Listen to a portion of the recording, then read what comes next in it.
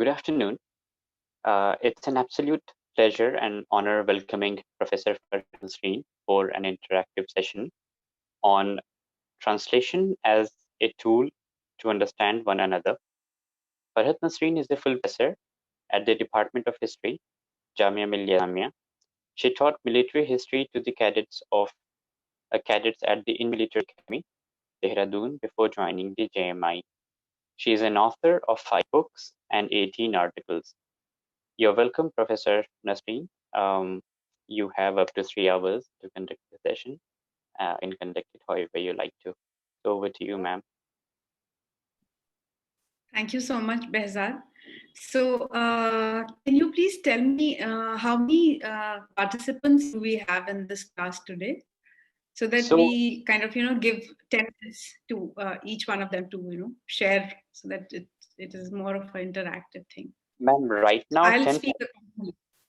yeah, 10 participants are there already and more are joining. We will have 20 participants in total. 3 or 4, we have 26. So have already informed me that they will not be able to come.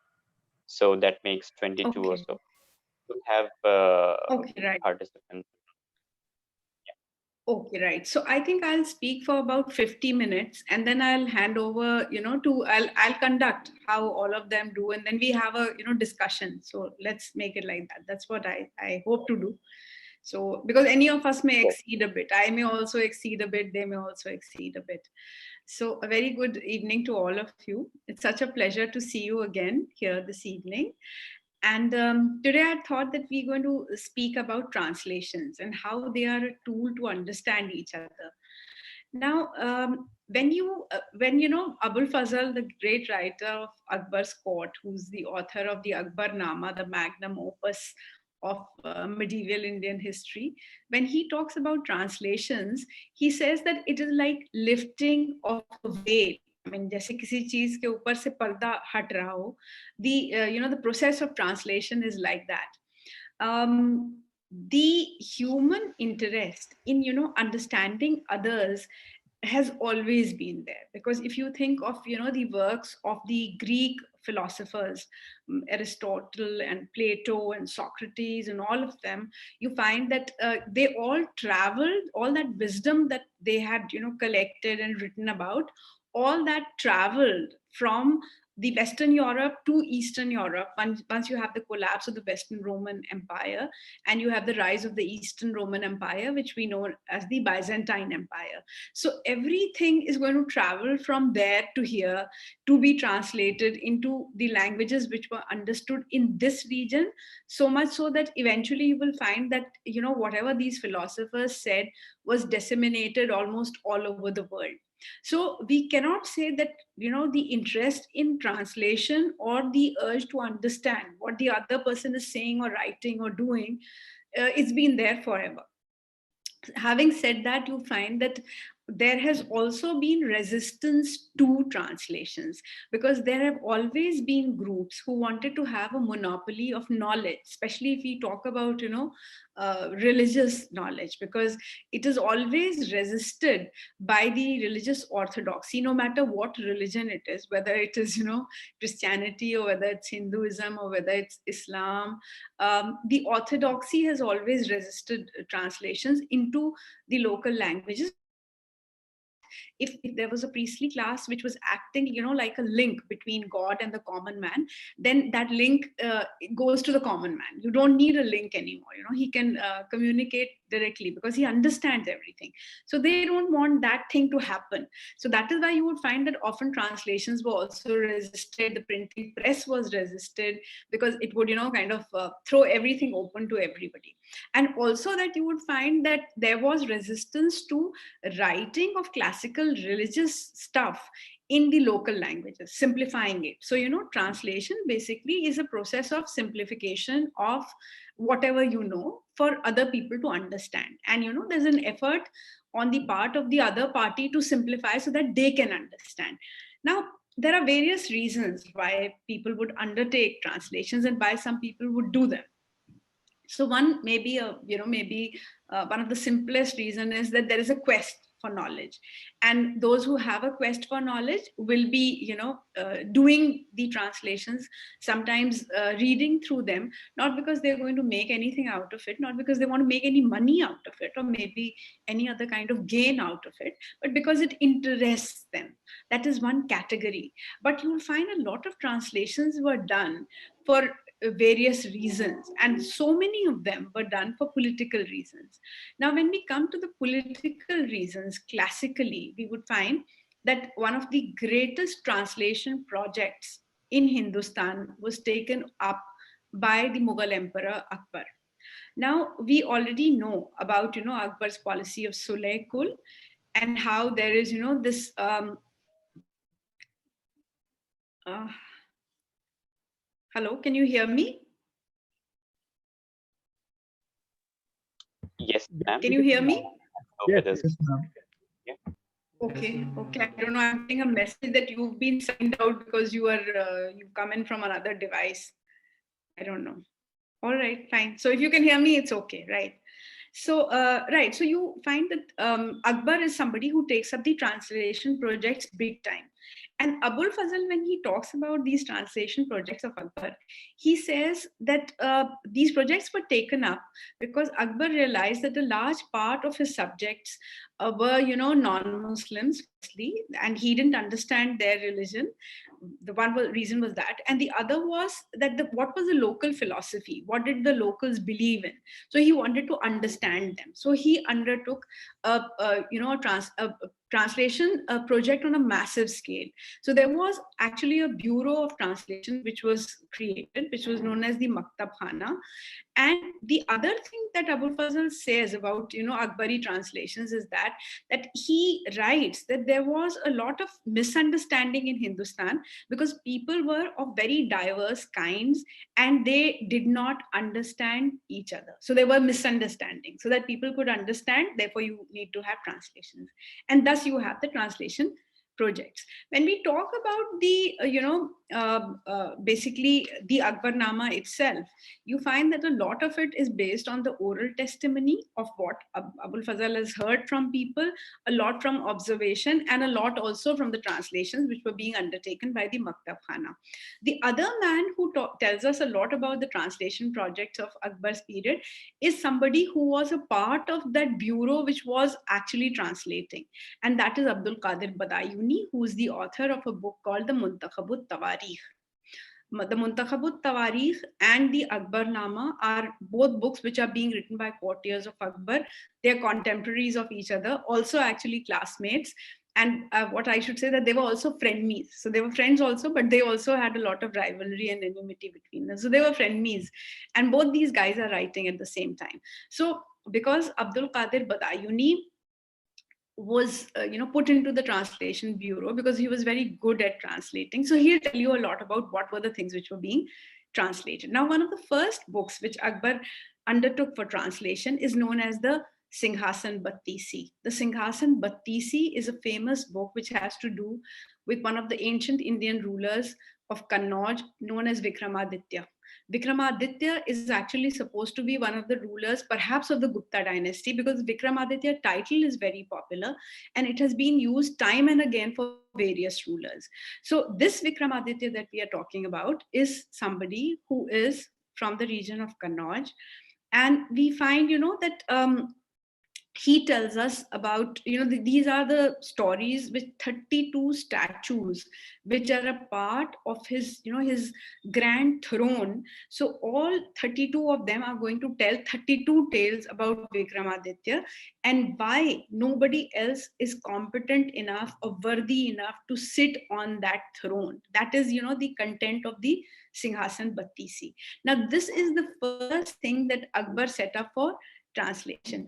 But why? Why? Because Singhasan Battisi is not particularly a religious text. It's basically something which has to do with, with culture more so, with political wit. So it's that kind of a text. So this was translated, and this was translated by Abdul Qadir Badayuni. So he took up, this was ordered in 1572, which is rather early on in Akbar's reign, and it was completed in 2 years in 1574. And once it was completed, Badayuni gave it a new name, the translated name in Persian, and it was the Nama-e Khirad Afza. So Nama-e Khirad Afza means a book which is the enhancer of wisdom. And then we find, we get to know from Abdul Qadir Badayuni's account that Akbar and his cousin, and also who was his wife, that is Salima Sultan Begum, and Salima Sultan Begum also happens to be the wife of Behram Khan. So they were very fond of this book, and they used to read it often. And somehow this book went missing from Akbar's library. And when it went missing from Akbar's library, Abdul Qadir Badayuni was, called to account. So there was a letter which was sent to him. He was on a leave. He'd gone to his village. There was a letter which arrived, which told him that the book is missing from the library. And if we cannot find the book, then we are going to cut your salary. So Akbar was so fond of this translation that you have this letter which arrives, and Badayuni is very upset about it. Then there is another text which was translated, which was the Atharva Ved. It is one of the four Vedas. And Badayuni writes that there was a man whose name was Sheikh Bhavan. Sheikh Bhavan was actually a Brahmin who converted to Islam, and therefore Akbar deputed him in 1575 to translate the Atharva Ved.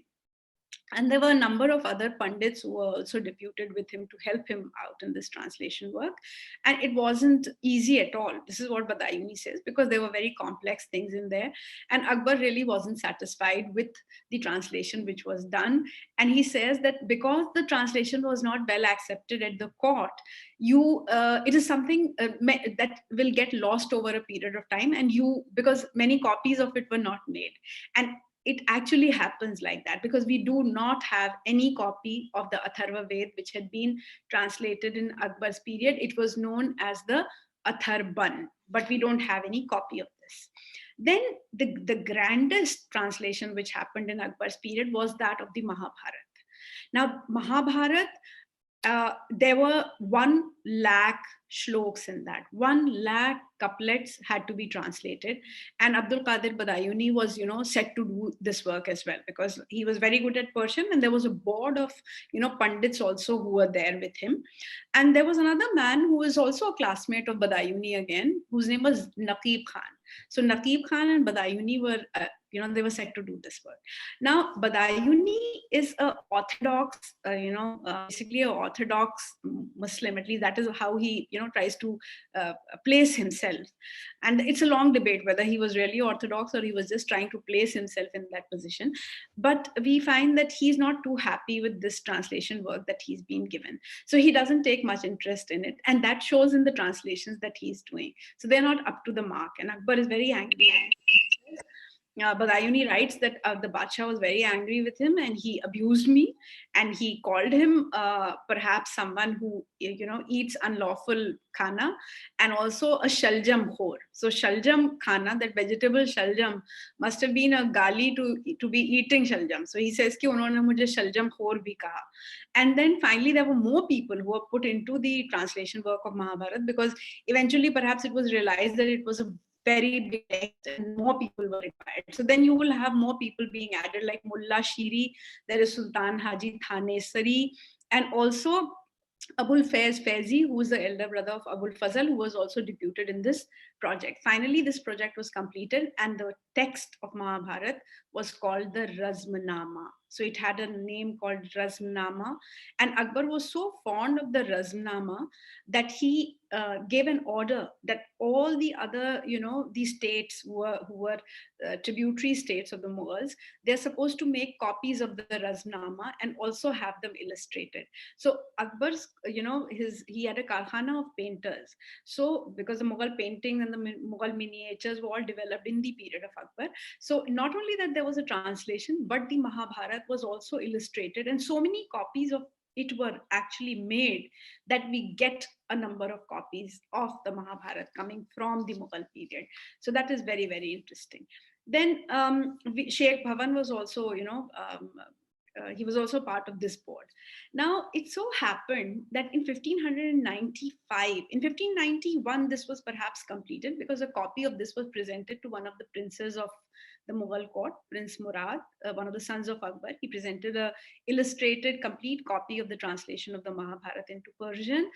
And then in 1595, Badayuni notes that Akbar, one fine day, he got very angry with Badayuni, and he said to him that you have manipulated the philosophy of Hinduism, which was there in the Mahabharata, because you have written that there is going to be a system of hell and heaven for them as well. And he said that there is no system of hell and heaven for the Hindus, because you have the philosophy of the transmigration of soul. So there is no hell or heaven for them. And Badayuni writes that I wanted to explain to the Badshah Salamat that in between the various births that they are going to have, they do have a concept of Swarg and Nark. And but he was not ready to listen to me, and he said that because you are orthodox Muslim, so you've tried to impose on this idea of the final judgment and hell and heaven on the Hindus as well, and I'm very unhappy with you, and I thought that you have got some intellectual capacity, but it seems that you don't. So he makes a note of this, and then of course he says that this was a grand project because we had to actually deal with about 100,000 of couplets in this. Then there was the translation of the Ramayana. It was ordered in 1584, completed in 1591, and it is noted by Abul Fazl that the Ramayana has many points of wisdom in it, which is a notation which comes from the Mughal period. This one had about 25,000 shloks, almost much smaller than what the Mahabharata was. And Badayuni writes that every shlok has got 26 letters. So it's absolutely, really difficult to write in the same, in the same number of words that you are using for each couplet, and that the same kind of balance had to be maintained when you were actually translating it. And then he says that this work of translation was so loved by Akbar that 176 paintings were made to be added to the text of the translated Ramayana. These 176 paintings are actually available for you to see in a museum in Jaipur. In the private museum in Jaipur, you can see the paintings. They are there on display. And the kind of material that they would use for paintings was so fantastic that if there was a golden outlining somewhere, you can see the golden outlining as it is still there. So it's really very interesting. Then there was a translation of the Yog Vashisht. The Yog Vashisht was, like a lecture of the Ramayana, and it had to do with, the ideas of course, yoga, the yogic practices, the transmigration of soul, and a lot of abstract philosophy. So this was again something which was translated by a man called Nizam Panipati, and this one is dedicated to Prince Salim. So either it was done very late in Akbar's period, perhaps 1600, just a couple of years before he dies, and it's dedicated not to Akbar, but to the prince. So it may have even been completed later. Another text which was translated in Akbar's period was the Harivansh Puran. Now, the Harivansh Puran is a very interesting text because it is something that follows after the Mahabharata. If we say that the Mahabharata and the Bhagavad Gita are dated somewhere around, 4th and 5th century AD, when they are finally compiled, because we say that, it'll take a couple of 100 years for it to get into the shape as we know it now. So if we say that it is somewhere around the 4th, 5th century AD that it gets into a shape in which we have got it now, it was far more ancient than that, of course. But you find that there was a lot of interest that people, found in Sri Krishna after the Mahabharata emerged, and then the Bhagavad Gita emerged soon after that. So there was a text that came which was telling us in detail about Sri Krishna only. So Sri Krishna is Hari, and this is Hari Vansh. So it is telling you about the family of, or the history of Hari. So it is the Hari Vansh Puran. Now, when you think of the Hari Vansh Puran and you think of the value which was, which Akbar thought was, could be attached to this text. Of course, there is a religious value to it. There's no debate about that.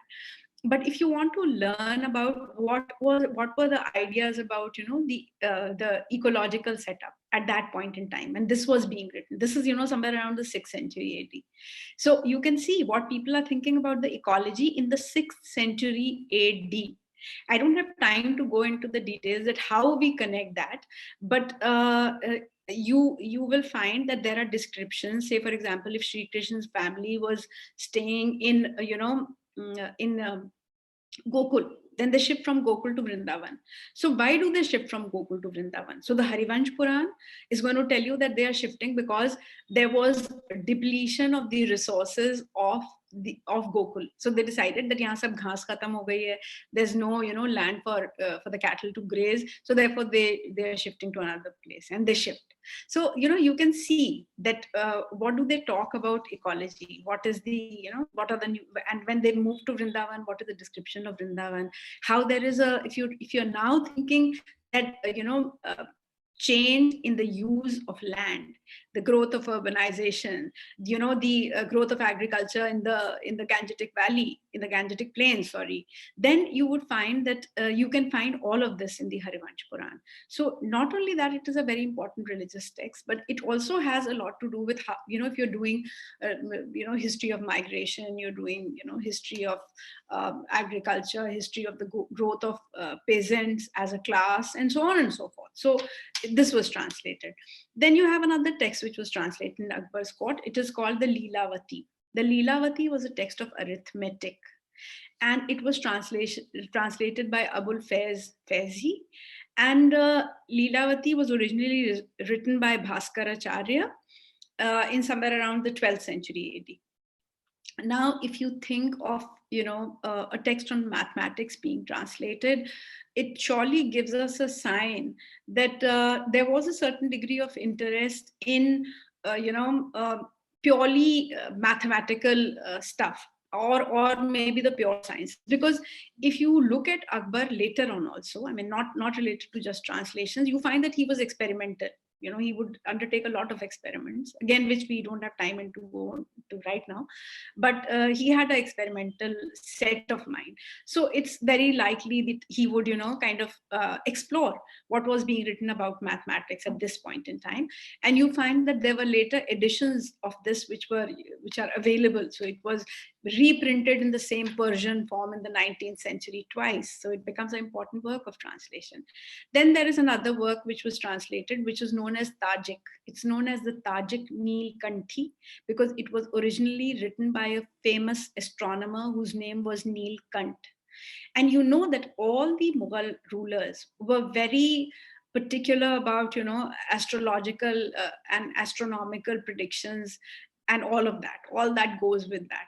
So because they would always look for the right hour and the right minute to do something. If you read about, say, for example, Humayun getting married to Hamida Banu Begum in Gulbadan Begum's Humayun Nama, then you would find that Humayun himself had picked up the astrolabe and taken out which is the right time to get married to her. He selected a time and the nikah took place exactly at that time.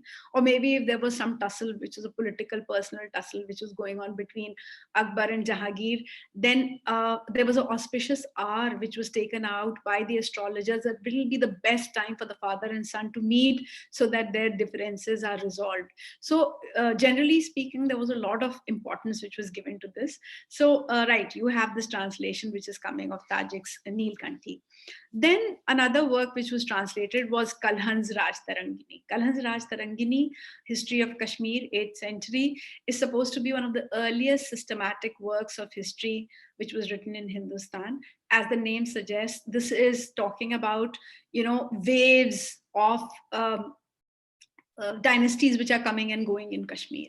So it's not just about, of course, there is a record of political history, but it also has a record of, say, for example, what are the kind of administration that people are looking for, what are the kind of court conspiracies which are happening, what is the political position of the elite women. So it has a lot of interesting things.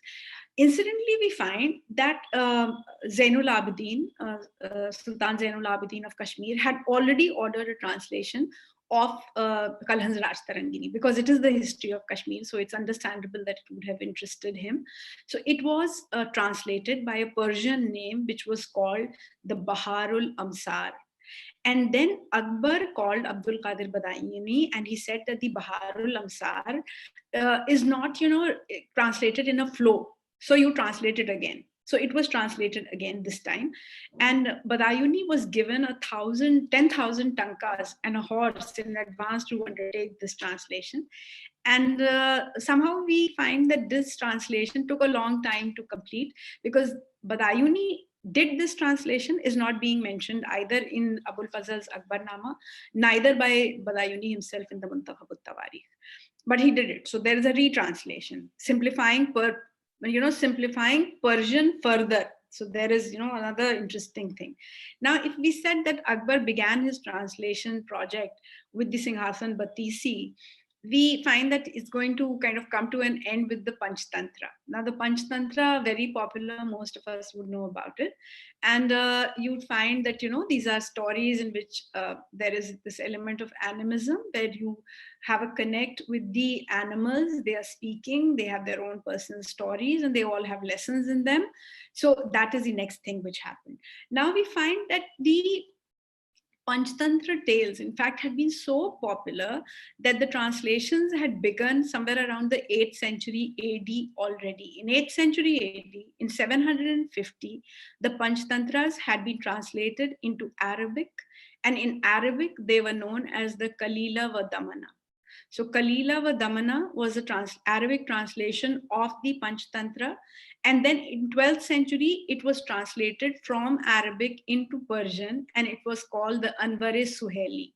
So you have this, the original text, and then you will have the Panchtantras in Sanskrit and in Prakrit, and also in a number of local, regional languages of Hindustan. So it's, widely spread out. So you have an Arabic translation. From that, you have a Persian translation, which is coming. And then again in the 16th century, you have another Persian translation, which is being ordered by Akbar. Then it becomes the Iyar-e Danish.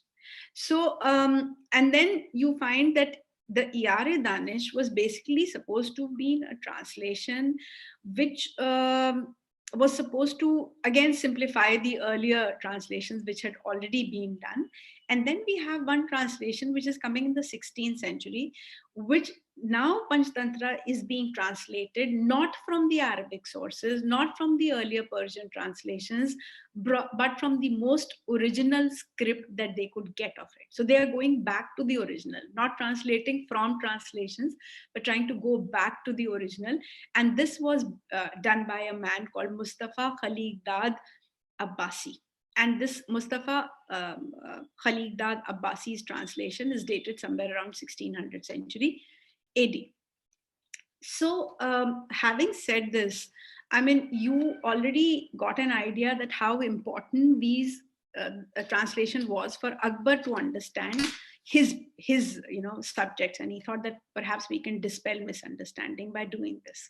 The other importance about translations for us is that if we don't have translations, we'll not be able to understand even our own past. Or maybe, say, supposing if we are looking for the ontogenesis of a practice, of a cultural practice, of a belief system, if it lies in an old document, then we have to go back to that and see and understand that from there. So I would just give you a couple of examples. There was a recent translation which was done by a text. This is a 14th century text by a man called Ziauddin Barni, who is a contemporary of Muhammad bin Tughlaq in the 14th century.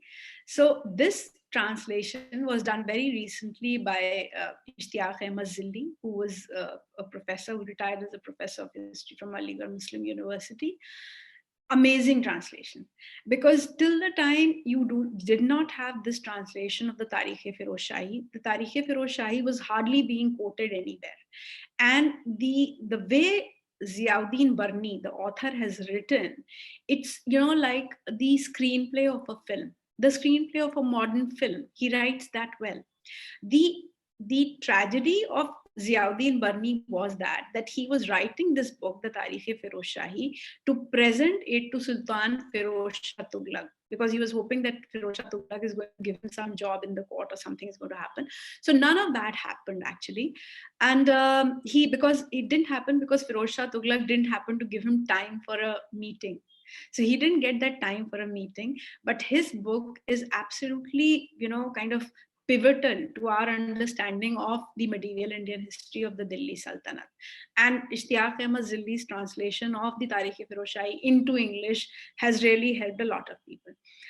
Okay, now why Ishtiaq Ahmad's translation has helped, while the earlier translations which were done of some of these texts by Eliot and Dowson did not help us that much. Eliot and Dowson, who first undertook the translation project of the various Persian sources of the medieval India, were Britishers.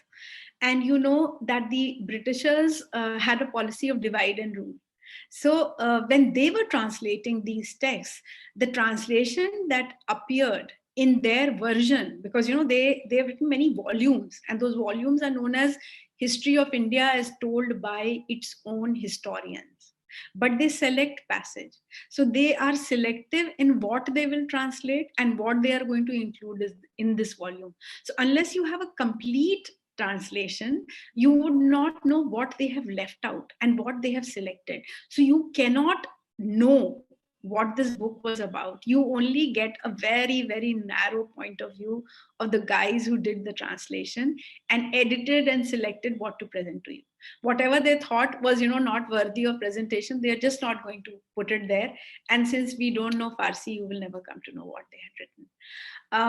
And you know why these translations started happening suddenly was because of the revolt of 1857. Because just like you had Akbar, who was thinking ki, well, I need to understand my subject so that there is no misunderstanding and there is peace and harmony and sulekul. The British, in the initial part of their rule, they thought that we have no need to understand the Indians, because they were ruling over us by, you know, their sheer power of the political power and the military power that they had, and they had already infiltrated into our economic systems much before they started ruling. Because if you study the history of, you know, trade and commerce in Hindustan, you will find that the Westerners who had started trading with Hindustan, right from the Portuguese to the Dutch to the French to the English, they were all trying to infiltrate into the Indian economic system from the very beginning. So the politics and the military stuff is going to come a little later. But once they have that also, they don't give a damn. They don't want to, they think that there's no need for us to understand these guys. They can do whatever the hell they want. But after the revolt of 1857, they were, you know, kind of woken from their slumber, because there was so much of bloodshed, there was so much of, you know, violence, that they didn't want a repeat of that. So they would then employ everything that they could do to ensure that there is no repeat of this. So you would find that the Indians will be, you know, kind of, they will not be given positions in artillery. They ensured that the Indians get educated enough only to work in clerical positions. A lot of sections which were, you know, against British in the revolt of 1857, they were completely dissolved and destroyed. And the policy of divide and rule was implemented with full force. So you would find, and of course they wanted to know that what do these guys think, what are their philosophies, what are their belief systems, from where is their culture emanating. Because they when the colonists operate in a place, they not only operate, you know, at the economic level, that's a very simple thing, they also operate at an intellectual level. So they would actually try to make the, you know, the colonized population believe that they are good for nothing. So first they will understand who you are, and then they'll tell you that you are worthless, and they will, you know, have an argument against anything that you believe in. Because, but first you have to understand what you believe in, because that is important. So the translation projects that started happening had to do with understanding what we believe in, and then there'll be a dismantling and running down process which is going to begin. So you find that a lot of translations were done because of that. And I mean, if you're not talking about the selections which were done by Eliot and Dowson, there were also books which were translated almost completely. Like, for example, the Muntakhab al-Tawarikh of Abdul Qadir Badayuni was translated in totality, leaving aside the, you know, a number of Persian verses that he uses. All those were deleted, but otherwise you have a complete translation. So although they were done for political reasons, but it depends. I mean, if you read the translation, what you are looking for, you may just find that. So, you know, if you're looking for, say, for example, you're looking for Sulekul in Akbar's reign, and you look at Muntakhab al-Tawarikh of Abdul Qadir Badayuni, you're going to get it. It's there. So you will be able to locate it very easily. And the translation is being done by, the British. So it's been done by G.S. Ranking, one of the early translations. Well done, very nicely done, and very, very important. Then if you look at, say for example, you talk about the treatment of women. If you're looking at that, then if you have the translation of, say for example, Humayunama of Gulbadan Begum, that is very, very important. Then you have the Tarikh-e Firoz Shahi, that is very important, because if you want to know about Razia, that is the place to go to if you're looking for the position of women in general. Then in the medieval period, then of course you will have the translation of Babarnama, you have the translation of the Tuzuke Jahangiri. If you're looking for the position of women in ancient India, incidentally, there are the translations of the Sanskrit plays of, say for example, Kavi Kalidas. So if you look at Kavi Kalidas's plays, if you look at, one of his, the first play, I will just talk about the first and the last of Kalidas's plays. So one is called Malvika Agnimitra, in which the heroine is Malvika and the hero is Agnimitra, who is supposed to be one of the, perhaps the descendants of Pushyamitra Shunga, one of the ancient rulers. And then we get to know a lot about, how the society was, how the queens, and the story is like this, that Malvika is a young girl who's presented by somebody to the chief queen of Agnimitra. And the chief queen, so she's in the chief queen's, kind of entourage, and she's learning how to dance. And the king happens to see her and he falls in love with her. But the queen doesn't allow her husband to go on and have an affair with this girl. And she gets her imprisoned in a prison, and nobody could approach Malvika unless a permission was first sought by the chief queen, which she would not give. So even the king could not dare to ask her for permission for meeting Malvika. And finally, of course, she gives in, and they're together. But then in the course of the background setting of the play, we get to know a lot about the society in ancient India. Or maybe the same goes for Shakuntala. So Shakuntala also, you get to know a lot about the position of women, how people are thinking, because the characters of the play are going to because he is trying to write beautiful flowery plays, but at the same time, when you're building a backdrop, the backdrop you will pick up from what you see. That is what you're going to write. That is how the backdrop is made. So you would find that there is a backdrop there. So the translation of all these Sanskrit plays, whether it is, Abhijanan Shakuntalam, or it is Malvika Agnimitra, or it is Vishakha Datta's Mudra Rakshas, all these give us an insight into what the ancient society was like. Then if you come to the medieval period again, there is an amazing text which is known as the Tutinama. The Tutinama, the original of the Tutinama was called the Shuka Saptati. The Shuka Saptati was a Sanskrit work, and Shuka means parrot, and Saptati meant 70. So there were 70 stories of a parrot. And these 70 stories of a parrot were translated from Sanskrit into Persian by a man whose name is Ziauddin Naqshbi. Now, Ziauddin Naqshbi is supposed to be a Sufi. And he writes that he had a patron who gave him this, Sanskrit text, and he said that you translate it into Persian and you simplify it, because there are too many metaphors and similes and the language is very complex. You simplify it and make it into Persian. So Naqshbi is going to write it into Persian, reduce the number of stories from 70 to 52, and now we have this text which is known as the Tuti Nama. And the Tuti Nama is an amazing text, number of translations in very many languages. It also has a collection of various stories from ancient India. Say, for example, stories from the Panchtantra, stories from, Vetal Pachisi, all of them are there. And besides a number of other stories. So it's a collection of stories from various sources. And you got it in Persian. And then in Akbar's period, it is one of the first projects that Akbar decided to get illustrated. And let me tell you that the backdrop of the Tutinama stories is this, that there is a woman whose husband is a merchant who's gone for a mercantile expedition. And she has an affair with somebody. And every evening she dresses up to go and meet her lover. And the parrot doesn't want her to go. So he starts telling her a story. And the story is so interesting and that she gets so engrossed in it that she's unable to leave. And therefore, every time it becomes dawn, it's morning, and then she cannot go to meet her lover till the time her husband arrives. But every story has got some lesson, and it's a complex story because you will have, kind of subplots within each and every story. So you have this transition which is coming from Sanskrit into Persian, and then later on it's going to come into English, of course.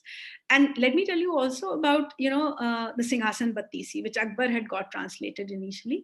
It was translated into English in the British period in the early 19th century. And it was made a part of the curriculum for the ICS exam, for the exam of the civil servants who wanted to work for the British in India. So जो हम लोगों का अब IAS है, उसका जो equivalent था हमारा कॉलोनियल पीरियड में, उसके सिलेबस में ये किताब थी, सिंहासन बत्तीसी, उसमें सिलेबस में थी ये किताब. So it was supposed to be that very important. Now, having said that, when we think of, what is happening in the field of translations in the modern time, right? So I have a example before you, which I want to present. There's a massive work of translation which was undertaken by two great historians, Irfan Habib and Tarapad Mukherjee. Tarapad Mukherjee, situated in England, but he was collecting Sanskrit documents in the region of Vrindavan. And these documents are known as the Vrindavan documents. Now, they were in Sanskrit, Braj, and Persian. And Persian of, the really difficult cursive writing, which is very, very hard to read. We have very few people who can actually read that kind of Persian. So Irfan Habib was brought on board to handle the Persian portion of those documents. It so happened that Tarapad Mukherjee passed away.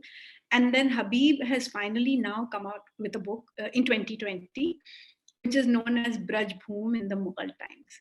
Now, what has this translation helped us in understanding? I will just give you two very, very, broad examples. One is this, that these are legal documents. They are not these are documents. These are not books. And these documents are, which are, papers which were admitted in the court for various, legal matters, as in there was a claim on a land which was disputed or something like that. So what Habib did was that he, for every, there was no photograph. So if you go to the registrar's office for a registry, you now put a photograph. So these guys in the medieval times, they would note the hulia. So there would be a notation of the hulia. So they would, write whatever. कि इसके यहाँ पे मोल है, इसका रंग काला है या गोरा है या whatever है. So by looking at those documents, he has calculated that how many people were suffering from smallpox in the 16th century. So there is an average that he has taken out by reading all of those documents, noting from the hulia कितने लोगों को smallpox हो रही है. So it's almost, 40% of the poor people in some given area who are suffering from smallpox. That is one thing. Reading from the translation of these documents. The other thing that he's found out is this: when you look at these documents, he says that I also checked out that how many people can actually sign. So then you get to know that illiteracy was rampant. So most of the people could not sign at all. And what they would do is that they would just, make a cross. Some of them, he writes, were not even able to hold the reed pen in their hand. Therefore, they could not even make a cross. That's it. I mean, they would not know how to do any kind of signature at all. So had the Vrindavan documents not been studied, we won't have come to know about this kind of a survey, or even the idea that we can do this kind of a survey, So it's absolutely amazing. There's another thing that you get to know about women in this period. Now, this is a book which has been just released in 2020. There are women who are rich, who would employ generally a vakil to go to the Qazi to register a deed on their behalf. So women who had a vakil did not have to appear before the Qazi or get their hulia written. But women who were poor, who could not afford a vakil, had to appear before the Qazi themselves, and they had to get also their hulia written. And you would find that there is a lot of women who are buying, selling land, property, and other, maybe other things also. So in those notations you get there, Julia, and you get information like this, that their nose is pierced, their ears are pierced, how many holes are there in their ears. So it seems that there was, parda was not something which was not non-negotiable, it was negotiable, because if it was required they would take off their veil and register whatever had to be registered. Another very important thing that we get to know from these documents is, there is a general belief that Akbar had become liberal, very, very liberal, as in the Sulaykul phase, somewhere around 1580. Now, in these set of documents, Habib comes across, basically a seal, which was used by Todermal, one of his, his important ministers, basically someone who's looking into the finances of the empire. And Todermal was a Kayast and a very, very trusted man of Akbar. He is the one who devised the whole taxation system of the Mughal Empire. So Habib writes that the seal that Todermal is using, just listen to this, it is written, Bandae Darga Ram ki Pana. This is written on Todermal's seal. Okay, so Bandae Darga means he's saying that he is the servant of the king and he is under the protection of Shri Ram. That is what he's writing, right? Okay, all right. Todermal, a Hindu Kayast, is using the seal. And then you have Akbar in 1575 using the same language. So in his Farman, dated 1575, found within the Vrindavan documents, he uses the same line, that is Bandae Darga Ram ki Pana. And Habib asserts that that means, because he is writing these words in his own Farman, therefore we cannot say that Akbar was not liberal in 1575 and he became liberal only in 1582 or somewhere around that period. So that is something that he asserts. Another very important thing that I would like to share, what has recently been discovered, is this. There is a Farman by Shah Jahan, again in Persian, translated now. It has to do with the sounding of the temple gong in the temple of Madan Mohan in Vrindavan. And there was a case apparently that came to Shah Jahan's court, and the case was this, that the sounding of the gong, mandir mein jo ghanta bajta hai, there was a case regarding that. And there was, there were some people perhaps who were objecting to the sounding of the gong.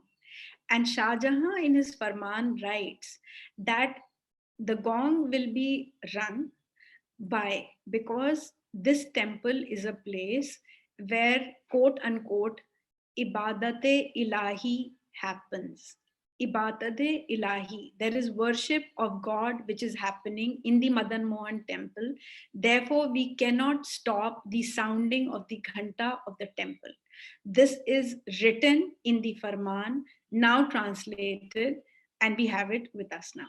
So the importance of translation is knowing more than what you thought that you knew. I mean, it always kind of gives you another perspective.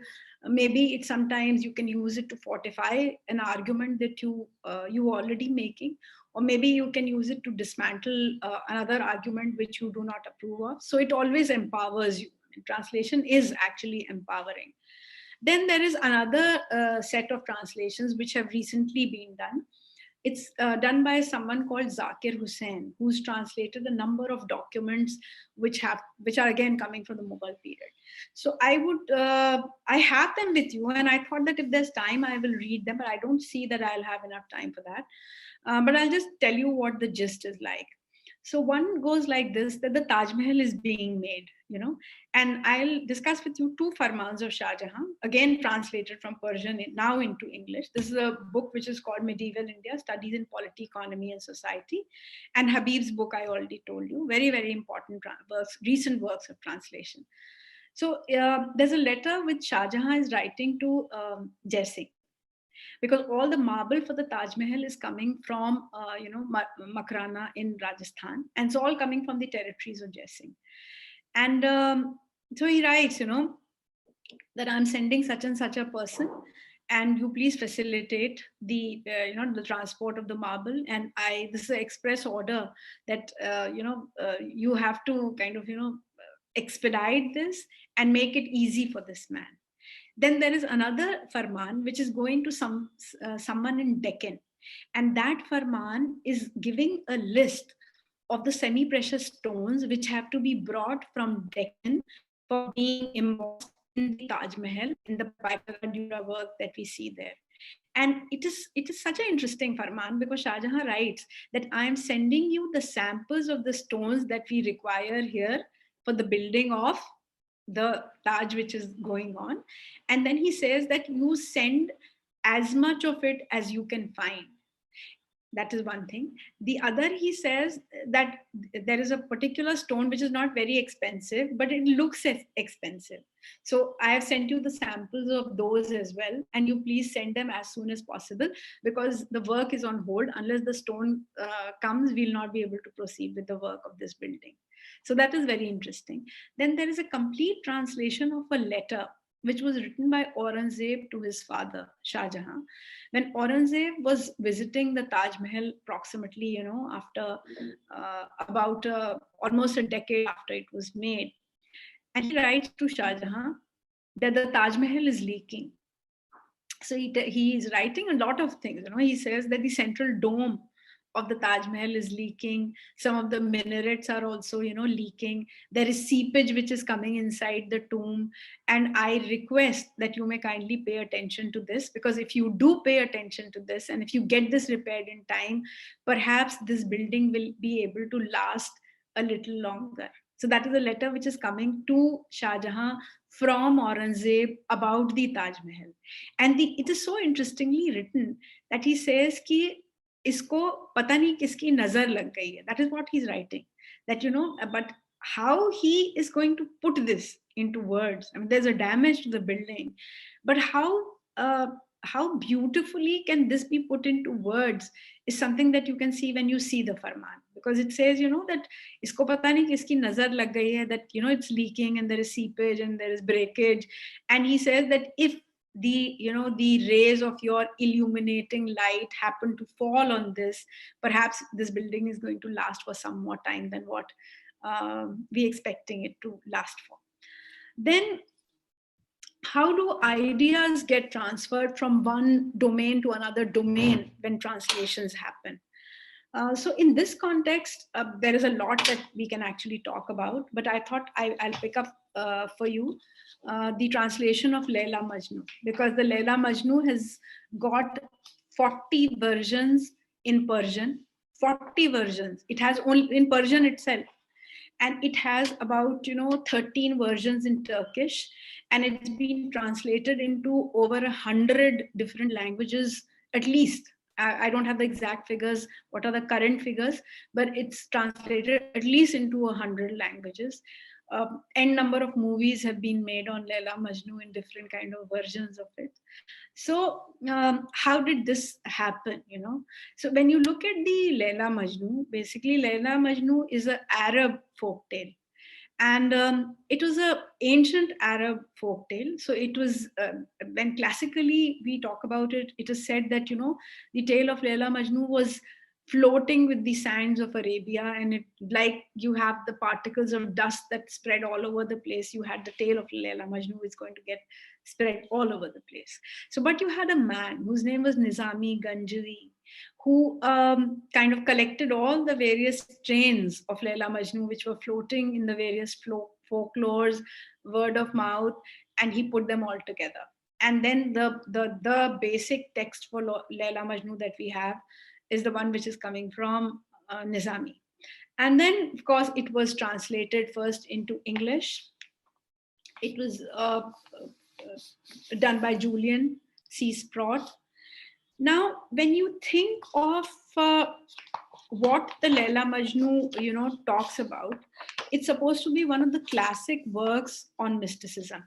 Okay, because most of the people who do not know about the mystic character of a lot of love stories. I mean, even if you read Jami's, Yusuf and Zulekha. Yusuf and Zulekha the classic love story, also mentioned in the Quran, of course. So when Jami talks about it, Jami is a Sufi, and there's a graphic description of the love story. So he is not going to talk so much about the Quran and the prophetic backdrop to Yusuf, but he's going to talk about the love story itself. So when you think of Leila Majnu, I will just read one paragraph, and you see how this is, relevant for all of us, even today, how it is relevant. This, this story begins like this, that there was a very rich man in Arabia. He had everything that he could ask for, only that he did not have any children. So he was always very worried that, and he was always very sad that he doesn't have any children. Eventually, he had a son who was named Tess, and Tess was dramatically good looking and intelligent and wise and very handsome. And, like he became the talk of the town. Now, this Tess is actually the man who's going to become Majnu. And Majnu has a tragic life eventually, right? And for his father, to see his son perish, जिसके लिए उसने इतनी दुआएं करी थी, that in itself, is something. I mean, that is something that we can talk about in much more detail, but let me first tell you how this is stated in the Leila Majnu, that why it is important for you to be thankful for what you have rather than pining for what you do not have, because sometimes what we do not have is for our own good, but we do not know. So he says that when Qais' father was praying day and night that he must have a son, when he actually has a son, the son is going to become like a curse for him. So how does he put it? लिखता कैसे है इसको? वो ऐसे लिखता है that he says that mysteries of fate and human ungratefulness. For the sake of one wish yet unfulfilled, he thought but little of everything else. वो एक ख्वाहिश जो उसकी पूरी नहीं हुई, उसके सामने उसको बाकी जो कुछ भी उसके पास था, उसकी कोई वैल्यू नहीं थी. He thought but little of everything else that heaven had granted him. That is how humans are made. If prayers remained unanswered, do we ever reflect that it may be for our own good? अगर हमारी दुआएं कबूल नहीं होती तो क्या हम सोचते हैं कि हो सकता है इसमें हमारा कोई फायदा था? We feel sure that we know our needs, yet the future is veiled from our eyes. हम लोग को बड़े पक्का है कि हमें यही चाहिए, हमको बिल्कुल मालूम है कि हमारे लिए यही अच्छा है, despite the fact that we do not know what lies ahead. Yet the future is veiled from our eyes. The thread of our fate ends outside the visible world, and what today we mistake for a padlock keeping us out, we may tomorrow find to be the key that lets us in. Much, of course, can happen in the meantime. तो वो चीज जिसको हम ये समझ रहे हैं कि ये ताला है, असल में वही कुंजी है. What we think is the lock is actually the key. But by the time we realize that what we were thinking is the lock was actually the key, a lot may happen in the meantime. So everything, I mean, if this is a great mystic concept, because the mystics would always say that whatever is happening here is only an illusion, and it is your end which is the most important thing. So see how beautifully Ganjavi has put it, and how when had it not been translated, perhaps I wouldn't have been able to tell you this. You wouldn't have been able to understand this, and perhaps it may not have become one of the most critical things on which the idea of Sufism rests. Because the idea of Sufism, mysticism, it rests on the idea of love for God, and not just amongst the Muslims. I mean, if you think about the Krishnite cult of Mathura Vrindavan, if all of it was to be reduced to one single word, that one single word would be Preeti. And this is not my assertion. This is the assertion of one of the greatest mystics of the region, whose name is Roop Gosai, who was writing in the 16th century, who's written an enormous volume called the Bhakti Rasamrit Sindhu, which deals with the worship of Sri Krishna. And he says this, that if you have to reduce everything to one word, that one word is going to be Preeti. Now, when you think of this and you think of, Majnu's obsession with Leila as put in here, you'd find that as Majnu means, mad. So as he becomes more and more crazy, people forget that his name is Tess. He's known as Majnu. And the only thing that he would respond to was if somebody called out Leila, only then he would turn and see कि अच्छा ये मुझसे कुछ कह रहे हैं. But if you called out Tess to him, he would not even look back at you. So he's got that kind of a obsession. Then there is a very, very powerful episode in the Leila Majnu, and which goes like this, that Majnu was in a very poor state and his father goes to meet him, and everyone advises that you please take him to the Kaaba, and you take him to the Kaaba and then let him pray there that God may relieve him of this crazy love for Leila and may he become normal again. So Majnu's father pleads with him कि तुम एक बार मेरे साथ काबा चलो, and पूरे रास्ते वो उसको दुआएं याद कराते हुए ले जाते हैं कि जब तुम काबा पहुंचना तो तुम ये दुआ करना, ये दुआ करना. And जब फाइनली मजनू वहां पहुंचता है तो वो जो दुआ वहां पे करता है, it is completely different from what जो उनको सिखाई गई थी. And then he says, he basically goes and prays there that, oh God, you please ensure that I never ever come out of this love. He was supposed to say that you please release me from this love. But when he goes there, he prays that you please don't let me ever come out of this love. And, I don't want any help, any other kind of help from you. I just want to stay the way I am. That is what he prayed for. And perhaps his prayer was granted because he never ever recovered from his love for Leila. And then the whole build up of how Majnu dies. I mean, Leila dies first, and then how Majnu goes to her grave and he just lies over her grave. And he keeps crying there without eating and drinking anything till the time he also dies. And nobody comes to bury him. His dead body is just left there on Leila's grave. And the wild animals with whom he used to stay, they kept guarding his body. So his body just perishes there till the time only there were bones which were lying over Leila's grave. Rest everything vanished. And that is the story. Now, this is a classic story of, mysticism. And the idea of love will then get transferred to various other places, other, languages. It's going to transcend. So had some ideas not emerged and those ideas not translated, they wouldn't have been disseminated.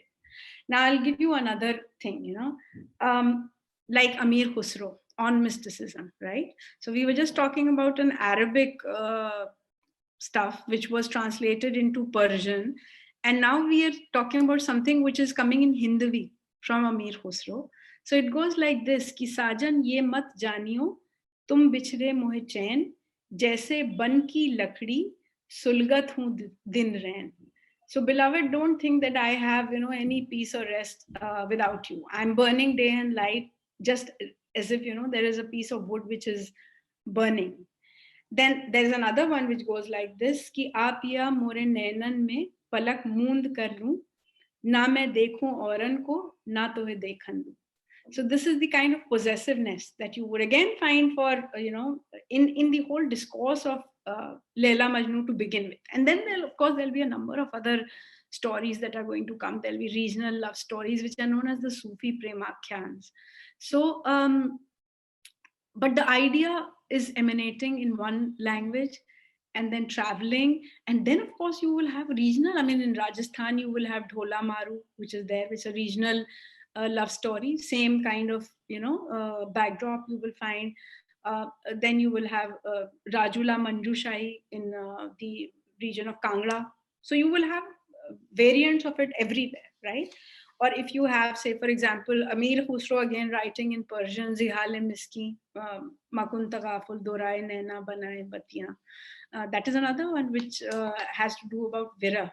Now, if you think about Vira, it is something which is classically found in all the bhakti poems as well. So it becomes a very important, strain. When we talk about this connection between the bhaktas and the Sufis, in that context, a word about Dara Shikoh, one of the Mughal princes, brother of Aurangzeb, whom he killed. Um, One of his very important translations is the Majma'ul Bahrain. The Majma'ul Bahrain was, it's a book that he's written. He was the one who got the Upanishads translated, and they were known as the Sirre Akbar. And the Majma'ul Bahrain is a book in which he had compared the various concepts, various concepts of abstract and qualities of God within the, within Hinduism, more so, in Vaishnavite Hinduism, and in the Sufistic Islam. So I'll give you one quick example, that if you have this idea of Jamal and Jalal in Islam, so Jamal is beauty and Jalal is anger, rage. So both these are qualities of God. And in Vaishnavite Hinduism, you have the qualities of Madhurya and Aishwarya. So Aishwarya is, grandeur, and Madhurya is lovable, someone who's reachable, easily understandable. You can feel close to that person. So you find those kind of comparisons that Dara Shikoh is going to make in this Majma'ul Bahrain. And Majma'ul Bahrain का जब हम लोग English में translation करते हैं, it means mingling of the two oceans. And these two oceans are Hinduism and Islam. Now, there's another translation which I had done, which I'll quickly share with you, and then I will be over to you people. There's a book which was written in 1857, which had to deal with the revolt of 1857. So I'll just quickly read two passages for you from here, because this is a book which is a pro-British book, because we have a lot of texts coming from Hindustan, translated and talked about, which are all anti-British, you see, because we say that the revolt of 1857 is the first war of independence. So, but this particular account is a pro-British account. And although being a pro-British account, still this man, whose name is Ahmad Ali Shah, he is looking for the causes of the revolt. And the cause he would find eventually in the economic reasons. So I'll just share with you, what does he say. He says, I'll first read the Urdu. It's a Urdu Persian book which has been translated into English. This I had done, published by Rupa. It goes like this, कि रही फिक्र इसकी मुझे दायमा कि किस वजह से ऐसा बलवा हुआ, बस अज गौर व तहकीक है ये कलाम, महाजन हुए बाइसे गदर आम, दिया जिसको 10 उससे 100 भर लिया कर करा जिसको मलता दिया, सिवा इसके नजराना की है रकम, वो है सैकड़े 5 से बेच तो कम, तमस्सुक खूं को नया करते हैं, वला मूल में सूद को धरते हैं, हुआ असल में सूद जब इंजमाम, लगा सूद पर सूद बढ़ने तमाम, न जब सूद से देखा अपना पनाह, रहा चांदी को पीट कर कर्ज खा, है ये भी उन्हों का निहायत सितम, जो करते हैं नालिश किसी पर बहम, वसूली रकूमात को ज़ीनहार, नहीं देते मुजरा वो जुल्मत शियार, महाजन की इल्लत में वाह हसरता, हुए मुल्क नीलाम सब बरमला, हुआ जिस घड़ी दखल नीलामदार, रहा मालिके मिल्क एक आहमार, बिकी जिनकी भी मिल्कियत दाम में, वही जा मिले बलवाए आम में.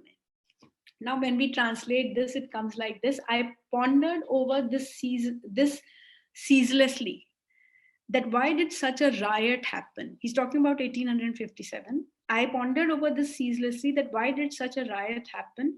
This poetical work is worth consideration and research. Mahajans became the cause of the common revolt. Extracted hundreds from the one they had given 10. जिसको 10 रुपए दिए थे, उससे कई 100 ले लिए. Took back crisp from the one they had given soggy. Besides this is the amount of tax, which is 5 on 100 on uncultivated scanty land. They keep renewing the clink of monetary bonds. Freely they add interest into the principal amount. When interest became one with the principal sum, then compound interest over interest multiplied tremendously. When did not see appropriate protection from his interest, the creditor was able to strike wealthy profits because जितनी चीजें गिरवी रखी थी वो सब हड़प लेंगे. This also is their extreme oppression, that they ultimately file a legal suit against someone. On no account, on recovery of the total amount, do the dark mannered ones ever give anybody any rebate. Due to the Mahajan's faulty behavior, unfortunately, all territories were auctioned publicly. The moment the auctioneer took possession, the property owners sighed in helpless despair. Those whose properties were sold for a price were the people who joined in the mass rioting. Now, this is what his idea is about why the revolt of 1857 happened. So, unless you translate, you really do not know what is the opinion of the other people and what's happening, what's actually happening in the interiors and what's going on in people's hearts and minds. You do not know unless you understand what they are saying. Now, there's one little thing that I wanted to read out to you, which is known as a doxology. Now, a doxology is something which is, which was usually written in the beginning of a book, uh, uh, praising the deity, whatever deity in the Vaishnavite text. Say, for example, if you are reading Jayadeva's Geet Govind, then you will have a doxology of Sri Vishnu there. And he'll talk about all the avatars of Sri Vishnu coming down to Sri Krishna himself. And then the text is going to begin. So, how there is a play of words and how, there is an effort to build a complete picture of the deity and, the power that encompasses everybody. So I'll share with you a doxology, which is, and what I find really interesting about Jayadeva's doxology is that he says that the last part, the climax of the book is really important. And he says that I did not write the climax. I mean, I went somewhere and Sri Hari has completed the climax for me. So, there is giving the credit for whatever you are doing to your deity, not taking the credit. Now, that is a very interesting and a very important concept, that you do not take credit and you do not even kind of cry over losses, because you say that you're not responsible for your gains. All gains are coming from your deity, your Lord, and all losses are also coming from him. So you detach yourself from either gains or losses. So that is very incredibly beautiful about Jayadev's doxology, and he puts it very briefly in just a couple of lines. Now, this is a doxology from Kashful Bagavat Gorakhpur. It goes like this, and I will stop after this. After this, it's over to you. So it goes like this: that करूं पहले तौहीद रब्बे जलील, किया जिसने पैदा कसीरो कलील, खुदावंद माओ नजूमो sipper, खुदावंद अर्शो खुदावंद मेहर, वो हाजत रवा है, वो है बेनियाज, वही अपने बंदों का है कारसाज, करीमो रहीमो रज़्ज़ाक़ है, दो आलम का लारैब खल्लाक है, जमी से फलक तक है एक शान हक, पुर अज़ ख्वान नेमत है 14 तबक, गदा को वो करता है एकदम में शाह, जो चाहे करे पल में शाह को तबाह, किसी को वो देता है जर बेशुमार, कोई फक्र फाका से है सोगवार, कोई मुब्तलाए गमो रंज है, कोई मालिके दौलतो गंज है, वो करता है जो उसको मंजूर है, इसी जा पे इंसान मजबूर है, वो रब्बुस समद हुक्म जब तक न दे, कहाँ शाखे अशजर में फल लगे, नहीं गुल कोई ऐसा खुश रंग रू, जो उस बागबां की न कहता हो बू, गुलिस्तां में बुलबुल जो है नगमा साज, उसी ने दिया उसको सोजो गुदाज, अगर जिसमें इंसान हो या जिसमें मोर, दिया मुख्तलिफ उसने हर एक को जोर, उसी रब ने अज्सा में इंसान किए, बनाए हैं अज्जा अजदाद से, जो दरिया के हैं जेर चरखे कुहन, उसी की मोहब्बत में है मोजजन, गुहर आबरू पाके चमका दो चंद, सदफ कतराए फैज से बहरमंद, फलक को सितारों से जेवर दिया, बशर से जमी को मुजयन किया, जला नूर से उसके जब कोहे तूर, तो आंखों को सबकी मिला उससे नूर, जो हैं खाक सारा ने राहे खुदा, उन्हें इख्तियार जुज व कुल दिया, जो चाहें तो मिट्टी को सोना करें, समुंदर की आब कतरा को दें, ये है कुदरत पाक परवरदिगार, किसाने है मसनुआ में आश्कार. Now just look at the English translation of this. First I praise the great God who has created all big and small, Lord of moon and stars, the vault of sky, Lord of heavens, Lord of the sun.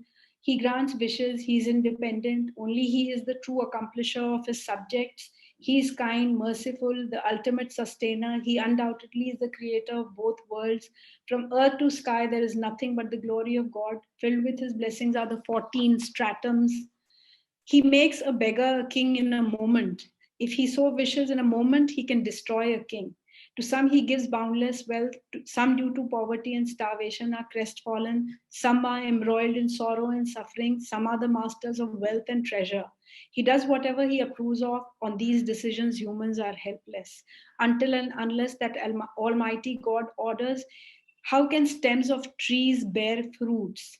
There are no such flowers, colorful and beautiful, which do not possess the fragrance of that gardener. That bulbul which sings melodiously in the gardens was granted passionately burning tune by him to delight hearts. Whether it is the human body or the body of a peacock, to all he has granted specific capabilities.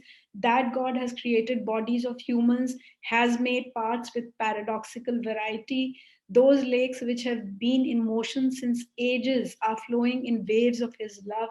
On being honored, the pearl shines like the moon. The oyster shell has become fortunate by a drop of his mercy. The sky has been bejeweled with stars. With living beings, lands have been bedecked. When the Mount of Tur burnt with his light, vision was then granted to all with that. Those who serve the ways of God, they've been granted total potential. Like alchemists, they can convert dust into gold, can capture the waters of the ocean in a drop. This is the nature of pure providence, that the Creator is reflected in his creations, that the Creator is reflected in his creations. If you think of the whole philosophy of, say for example, Hinduism, and you think of the Dvaitavad and the Advaitavad, and the ontogenesis of the human soul, from where is he coming? Is he a part of the supreme being? Can he be separated from him, or is he different, or where will he go back? All these metaphysical questions are crossing over from one religion to another religion. And when you think of translations and the transference of ideas, it's actually so powerful and so important. And whenever something is translated and you can somehow suddenly understand it, it's like the solving of a mystery. So it is actually like that. So I would suggest that you pick up translations of different languages, books coming from different cultures, faraway places, in any subject that interests you, and you see how other people think, because that is the correct way to knowing them better, knowing yourself better, situating yourself, seeing what you can learn from others, maybe even correcting yourself, because it's always important to understand that you could be wrong. Whatever you know, you could be incorrect. So there has to be room for for correction, for knowing more, for unlearning and learning new things. And I think translation is a huge tool in that process. So I think I'll stop here. Thank you so much for your patient hearing. And so it's over to you guys. So I don't think the list appears here in alphabetical order. So I would start with Ghazala Ahmad. Ghazala Ahmad, please share with us. So you have roughly around 5 to 7 minutes. Please say whatever you have to say.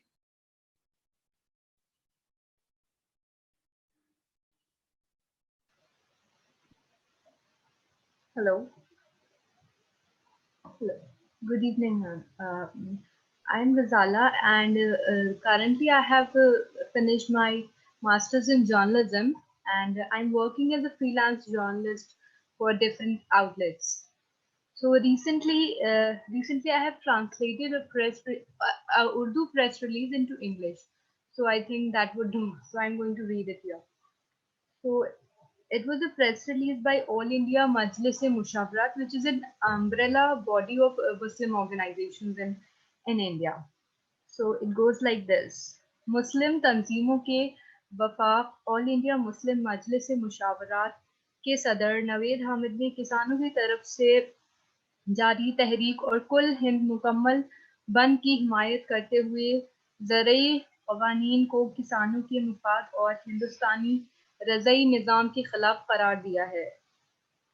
उन्होंने उन्होंने इल्ज़ाम आयद किया कि हुकूमत कुछ सनती घरानों और बाअसर सरमायादारों के दबाव और उनके मफाद तरक्की के लिए काम कर रही है। सद मशावरात ने मुतालबा किया कि एमएसपी को कानूनी दर्जा दिया जाए ताकि कोई नई भी नई भी कम कीमत में सामान फरोख्त न कर सके।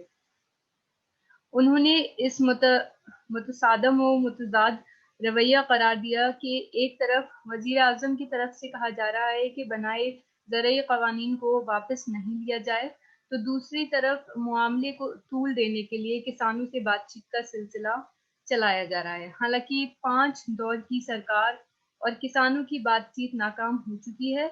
सदर मुशावरात ने किसानों की तरफ से भारत मुकम्मल बंद की पुरजोर हिमायत करते हुए हुकूमत से मुतालबा किया कि वो ज़रई क़वानीन को किसानों के मफाद के मुवाफ़िक़ बनाए। So I have translated this into English. Wait. Okay, so it goes like this. On behalf of All India Muslim Majlis Mushawarat, the Confederation of Muslim Organizations in India, National President Naveed Hamid appealed to join the support struggle of farmers and Bharat Bandh. The organization alleged that establishment is only working for the development of few titans of the country. They do everything in influence with these organizations. It also says that on one hand, government says that proposed law will not be taken back, and at the other hand, they extend conversation with farmers, which is absolutely just to hide the issue. Majlis demanded that minimum support price proposed by farmers should be taken into consideration so that hard work of farmers can be paid with adequate amount. Naveed Hamid, National President of Mushawarat, told Madhyamam, "We are aware that Number Farmers Association has given a call for Bharat Bandh on Tuesday, and lack of farmers are agitating on roads and are sitting under open sky in chilling winter. It is our paramount duty to participate in farmers' proposed Bharat Bandh to express our sympathy and support to ongoing farmers' protest." Thank you so much. Thank you so much, Ghazala. This was really interesting to listen to, and I think you've done a great job. And also that you're connecting, two kind of views, because in English is a connecting language. So I think very well done. Very well done. Thank you so much. So Maria Ahmed.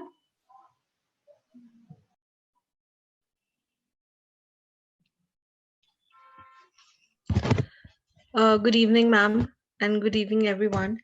So, ma'am, I am Maria Niazi, and I had completed my master's from Jamia in conflict analysis and peace building.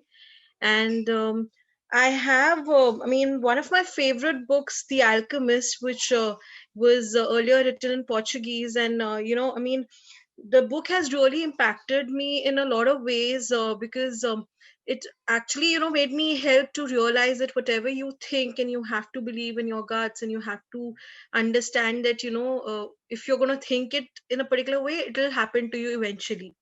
So there is because I'm a die-hard romantic person, and there is a particular phrase in it which I really liked, that it's in English. I'm obviously I cannot speak Portuguese, but yeah, it says that the wind told me that you know about love. The boy said to the sun, if you know about love, you must also know about the soul of the world because it's made of love. So, from where I am, the sun said, I can see the soul of the world. It communicates with my soul, and together we cause the plants to grow and the sheep to seek out shade. From where I am, I'm a long way from the earth. I learned how to love. I know that if I came even a little bit closer to the earth, everything there would die, and the soul of the world would no longer exist.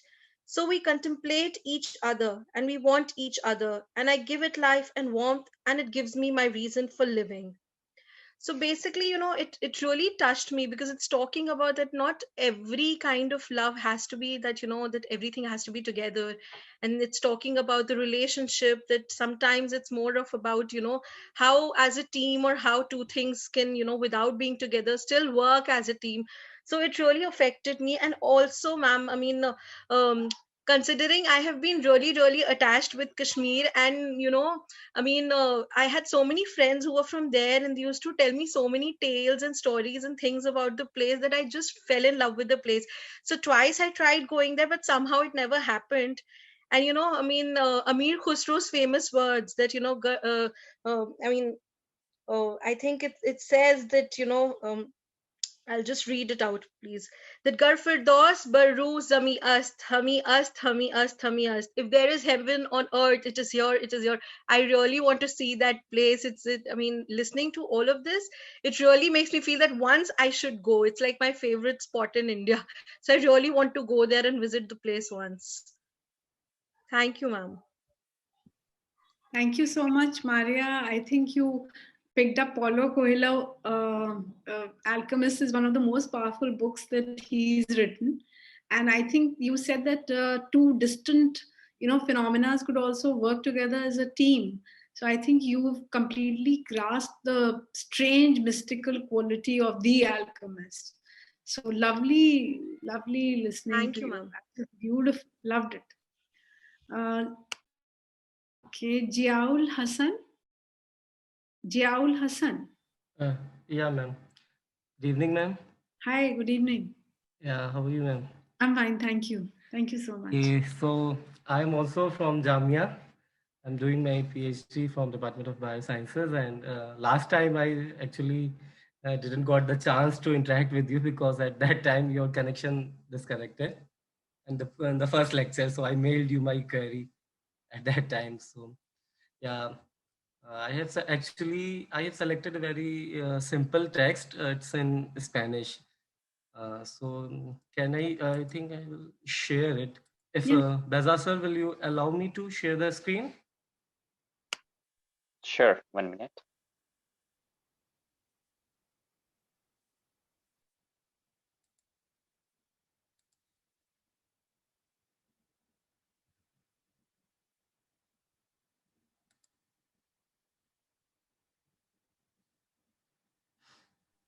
You can do it now, Zia. Okay, thank you, sir.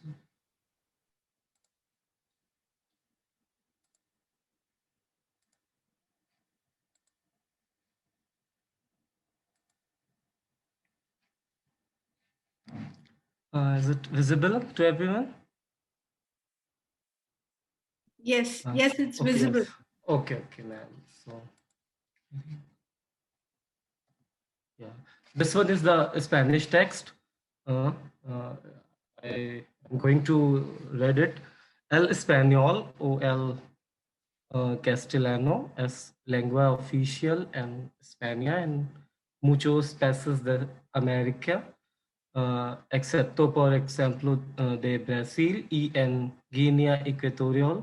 También se habla en las islas de Puerto Rico, donde es oficial junto con inglés y en otras zonas de Estados Unidos, en Filipinas, entre población judía de origen sefardí, el número de personas que hablan español en el mundo es de unos 400 millones.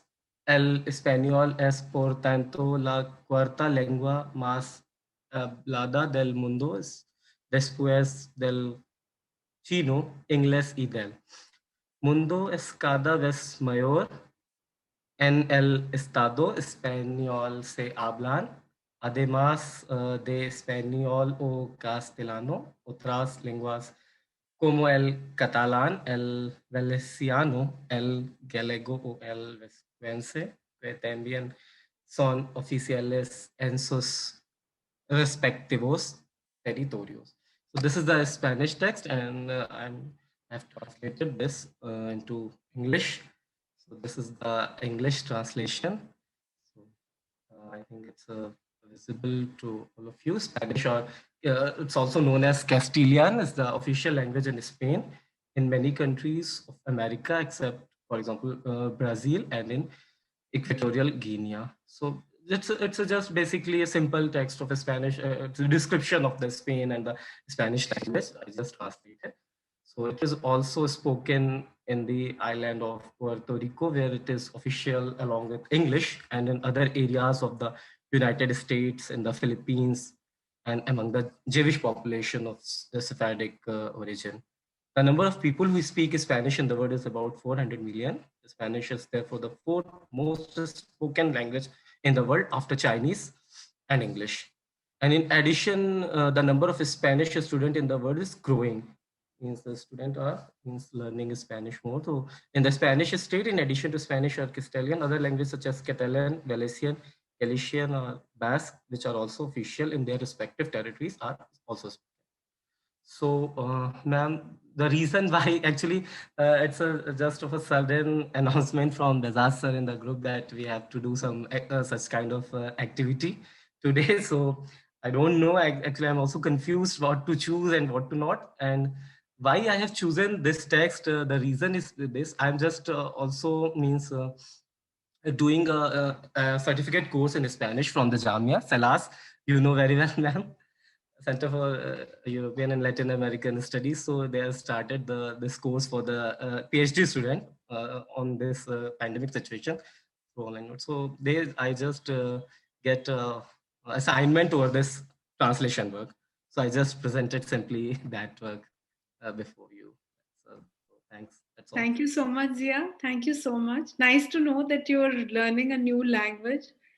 And together with your other, I can see that you are perhaps in your lab or someplace. Yes, ma'am. Yeah. Yeah. So it's very nice that you're learning a new language. I think great. And maybe someday you will be maybe explaining some Spanish poem to us one day. We never know.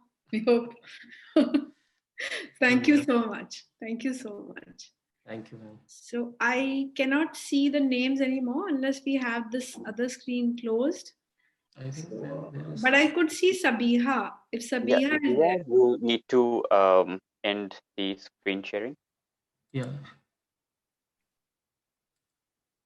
Okay, Farhat ma'am, thank you so much. Sabiha. Hi. Hi. How are you?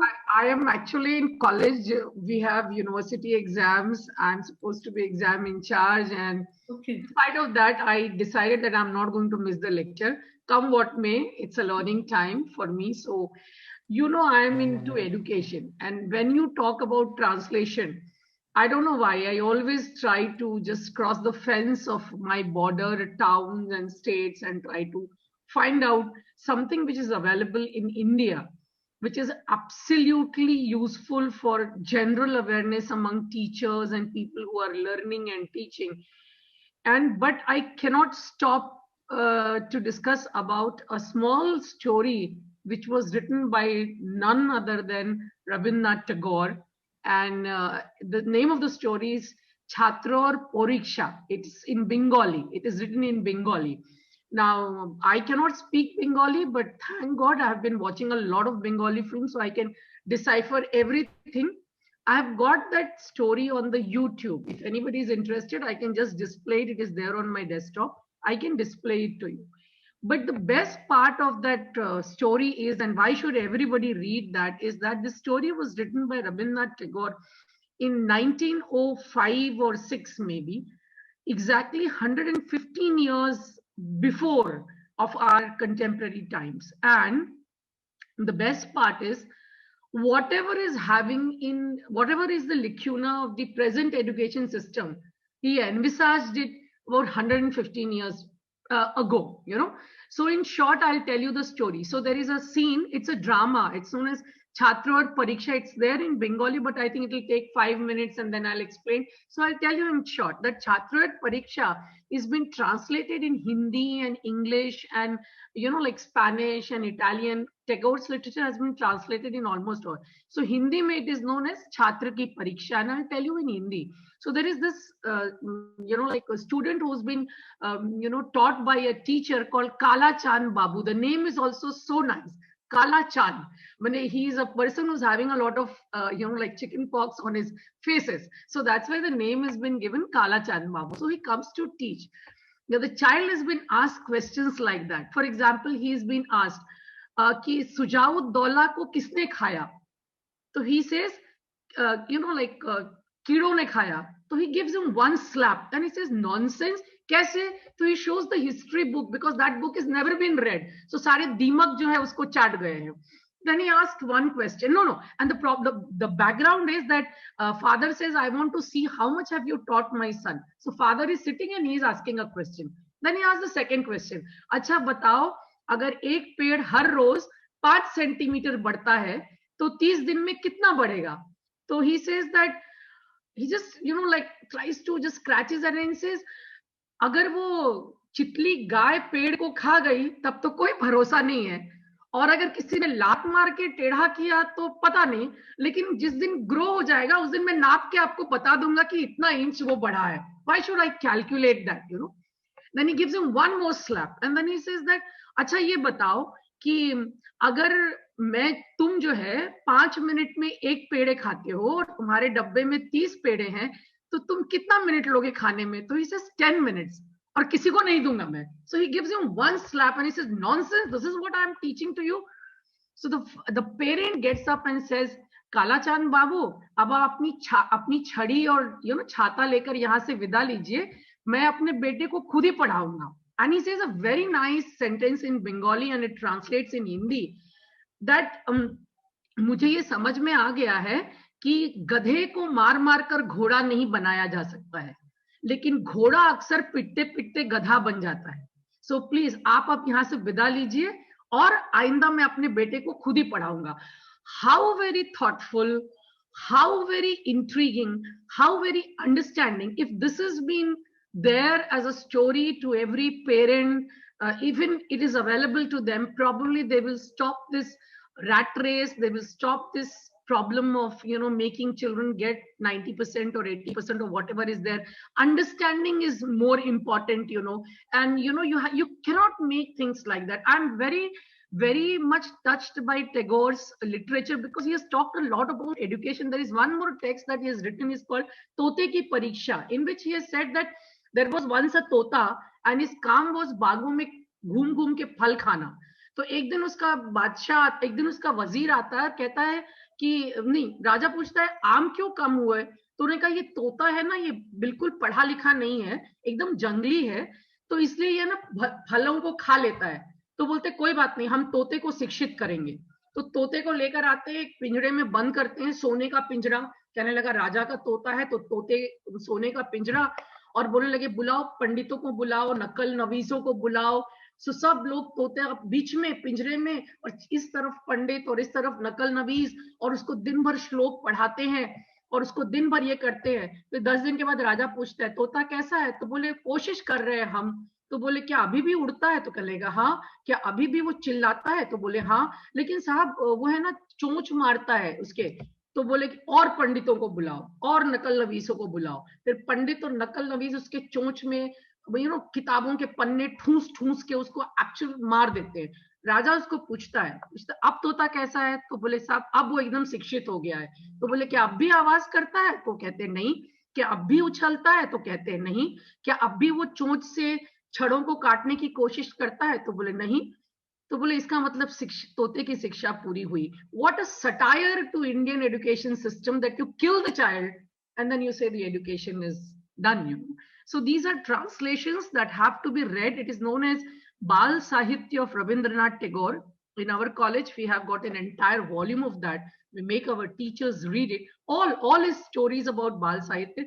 And I think I am always, mesmerized by the thought process that Gurudev had 115 years before, and we teachers don't even tend to understand that. Thank you so much. That is what I thought I'd share here in this forum, to understand how rich the Bengali literature is. Forget about Rabindranath Tagore's poem of love and Desh Bhakti and other things, but his educational thoughts are so very intriguing that anybody who reads will definitely try to understand that he understood education in the correct perspective. That is what I have. Thank you so much. Thank you so much, Sabia. This was absolutely lovely, mesmerizing to hear it from you. And Rabindranath Tagore, when I also read his short stories, I'm sure that you're familiar with this. You would remember that there is another story in which a child is sent from his village to the city, and he stays with his mama, where he's supposed to, study. And how he becomes sick and he dies. And वो हमेशा मतलब गांव में वो बच्चा जो था, he was the hero of the village. And शहर में आता है, then he is unable to adjust and compete with the children of the शहर. That is also something that we find so many times in the modern cities. I mean, the guys who come from Mufassil and smaller towns, they are unable to compete. And then, and then he keeps saying कि जब छुट्टी होगी तब घर माँ के पास जाएंगे. And then he runs fever, मर जाता है, है ना? One more story called Diva Swapna, in which he has done role reversal. Parent को बच्चा बना देते हैं और बच्चे को माँ बाप. And then he has tried to this कि बड़ा होना भी बहुत difficult है और बच्चा होना भी उतना ही difficult है. It's called Diva Swapna. Very nice Bengali literature, which is absolutely mesmerizing. I think I cannot stop talking about Tagore the whole day, because I have read everything that he has written from Bengal. Of course, I have read in Hindi and English. He is also in Urdu, but I have read in English and Hindi, and you cannot but stop thinking about. So translation helps. So many times I have tears in my eyes when I read his short stories, such high impact stories, and so relevant. So thank you so much for drawing everyone's attention to this. Thank you very much. Very powerful, very, very powerful stories. And I think it goes to the credit of Rabindranath that he could empathize with with the lower middle poor classes, while he himself came from a rich class. So I think that itself was big credit. And he could understand the psyche of the people. Lovely. Thank you so much for bringing this up. Beautiful.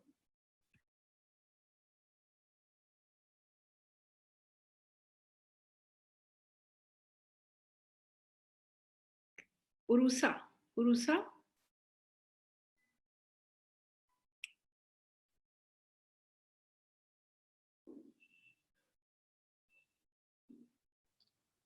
Hello. Good evening, ma'am. Hi. It's a pleasure to listen to you. Just like last time, I really, really enjoyed your lecture this time also. I just enjoy how you're so, I don't know, joyful while you're speaking. So I would really like to be that joyful someday when I'm talking about something that I'm passionate about. So I'm pursuing my PhD right now on intercultural dialogue. And what I have chosen is an excerpt from a letter. So it's actually a compilation. It's from a compilation of letters that a poet and a novelist named Rainer Maria Rilke was in correspondence with an army cadet back in 1902. This military cadet named Frank Capus was in the Austrian army before the First World War, and he was very confused about whether he should become a poet or he should become an army officer. So there was no better German poet to correspond with than was Rilke. So this young boy of 16 decided to write to this star poet, and this led to a correspondence of around 8 years between the two of them. And after Rilke passed away, he published these letters, and then they went on to become one of the best known translations of German into English. So this is a small excerpt, and this is something, I really, really enjoy Rilke as a poet more than I enjoy him as a novelist.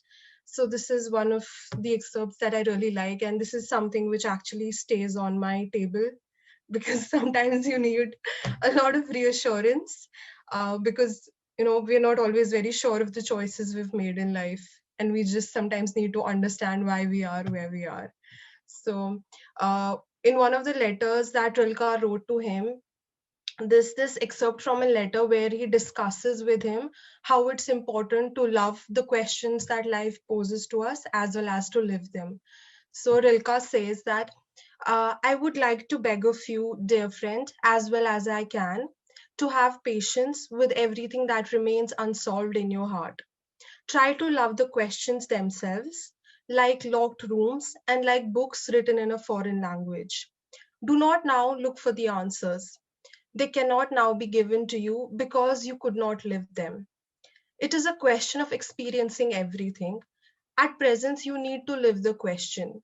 Perhaps you will, gradually, without even noticing it, find yourself experiencing the answer. Maybe some distant day.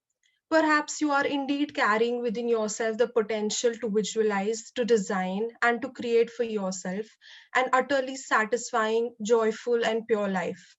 Discipline yourself to attain it, but accept that which comes to you with deep trust, as long as it comes from your own will, from your own inner need. Accept it and do not hate anything. Thank you.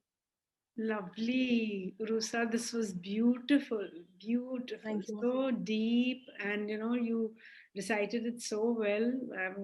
One was completely taken in the flow. And Thank you, ma'am. yeah, and like you Thank you so said, much. there is a thing that goes like this, that don't try to look for answers in life, because by the time you will find the answers, life will change the questions. So yeah, nice. One has to just kind of live on, be happy, and look for peace and gratitude. He also says that one of the things that Kapus later on wrote about Rilke was that Rilke never offered him wisdom. He actually wanted him to critique his poetry so that he could know if he was any good. But Rilke refused to critique his poetry. He told him that I cannot offer you any wisdom. Like maybe like whatever you think I am, this star poet, I can't critique anyone's work because everyone's art is his art. So that art has come from within. So Kapus says, and something, it's a very, I really like the way, I mean, I wish I knew German and he might have obviously said it in a much better way, but he says that he offered him wisdom rather than answers. He gave him a way rather than a destination. So that's something which I find very poignant about their entire interaction. Very nice, So, very nice. So thank having you, said that, I can't offer you wisdom, in itself teaching him humility. If you know nothing else, at least teaching him humility and giving others a space. Lovely, fantastic, absolutely. Thank you, ma'am. Thank you so much. So now we have Mr. Mirza. Mr. Mirza. Hi, can you hear us? Yeah. Please. Is it me? Okay.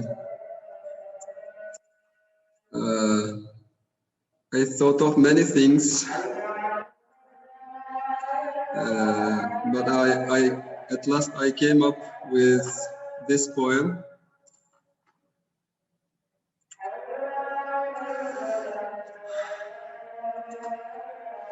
Just a moment. Yes, we'll wait.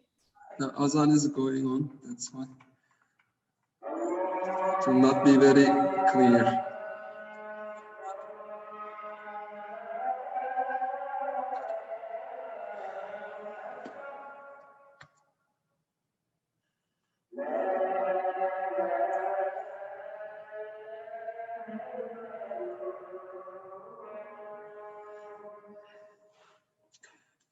Yeah, as a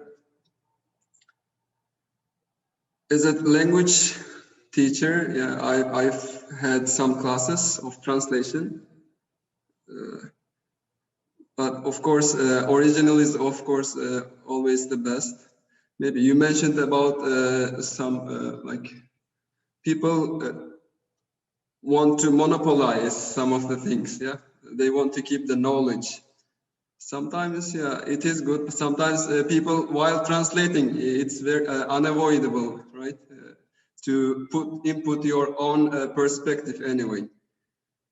And as a child, I grew up in a more or less practicing community. I grew up with hearing, listening a lot of preachings about God, love of Creator and the love of the Prophet. Like it was like a casual thing. I heard a lot. I heard that we must love, we must respect. But when I first came across with Fethullah Gülen, there was a short answer question session I was listening to. There I realized, he didn't say about anything like we should love or we should. He didn't mention those things, but when he mentioned the name and some of the things, he was just crying. Then like you don't have to say anything. So it struck me very much, and like one of so he has a book of poem among his 70 books, and this poem I tried to translate myself. I couldn't find English version, so I like time to time I listen him reciting this. So it's really good to listen from Mirza, can we have the name of this person, the poet? Whose poem? He is not a poet, actually. He is someone who has to do with, Fethullah Gülen, Gülen movement. Okay, all right. Yeah, got it. Yeah. Okay, he has one poem book among his 70 books. And one of, like this one is the best I like. I just wanted to share. I translate myself. I'm not professional. So to translate, you have to know like both sides really great. Yeah? And you also should understand the spirit and the tradition of both sides so that you can give. So I can understand well, but my English is not that perfect to translate. So I'll start just reading. Remembering, so it's called Rose of Medina, addressing the Prophet. Remembering you again, everything is erased from my memory. Your imagination wandered in the hills of my heart. Even though this is a mirage, my sorrows has ceased. Remembering you again, everything is erased from my memory. I wish I could always sit and stand up with your love. If I rise like spirits and wander through your horizon, I can find a way and enter your heart. I wish I could always sit and stand up with your love. If I understand when will the decree come to rendezvous, my heart burning with grief will groan endlessly. It will groan and always wait with the freshest feelings. If I understand when will the decree come to rendezvous. As my heart trembles like a dove from your name, please, to reach you, from your wings give me a feather, I will fly after you. When my heart trembles like a dove from your name. O rose, who turned dry deserts into paradise, come pour into my heart with those faint colors. It's time, smile into my crying eyes. O rose, who turned dry deserts into paradise. Let me be your servant who runs behind you like a Majnun. Sow an amber and I'll burn like a stove. I get rid of this painful dream without you. Let me be your servant who runs behind you like a Majnun. My mind is counting the days it was away. This spreads a foggy, smoky gloom to the soul. Show your face that my sun is setting. My mind is counting the days it was away. In the last step, at least, let my sunset be a dawn. May my heart be filled with the freshest colors of the horizon. Drums should be played on all sides. What to hear? Please, at least, let my sunset be a dawn. It's not a perfect translation. Anyway, I hope you liked. I think, Mirza, you have far better English than you think you have. This was a beautiful translation, very well done, very, very nice, loved it. And certainly this has, I would say a kind of feeling of as if one is reading Rumi. So it has that kind of a feel to it. And I have also read some, some of the works of Mr. Gulen.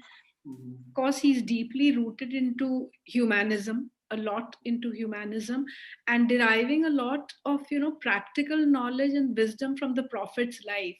So I'm not surprised that you would have been deeply moved by, him and his work. And I think it was a beautiful poem, beautifully translated, recited with a lot of passion. So many congratulations, and you got great English. Thank you. Thank you. It's great that you liked it. I'm really glad. Absolutely, yes. Thank you. Fawzia, let's hear from you. Good evening, ma'am. Am I audible? You are audible. Yes. Yeah. So currently I'm pursuing my master's in English literature from IGNU. And I have chosen a passage from one of my personal favorite novel, which is Brida by Paulo Coelho. So basically, that book is all about finding your inner self, finding a balance between your relationship and your desire. So the text goes like, an anonymous text from the tradition says that in life, each person can take one of two attitudes, to build or to plant. The builders might take years over their task, but one day they finish what they're doing and they find that they're hemmed in by their own walls. Life loses its meaning when the building stops. Then there are those who plant.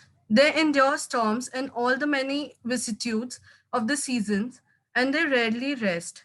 But unlike a building, a garden never stops growing. And while it requires the gardener's constant attention, it also allows life for the gardener to be a great adventure.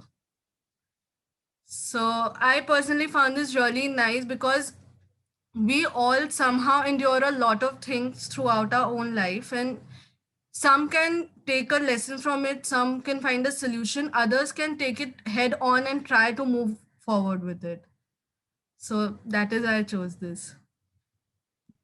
Lovely, very nice. So you are also into philosophy, basically. A little, sometimes. Yeah, very nice, excellent, and beautiful choice.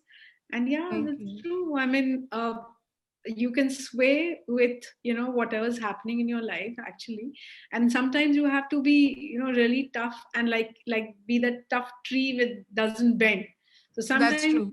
yeah, sometimes you have to be that flowy grass that bends along with the breeze, and sometimes like that tree. I think they were beautiful metaphor and very beautiful comparison. Lovely. Thank you so much. Thank Thank you. you, ma'am. It was a Thank pleasure. you.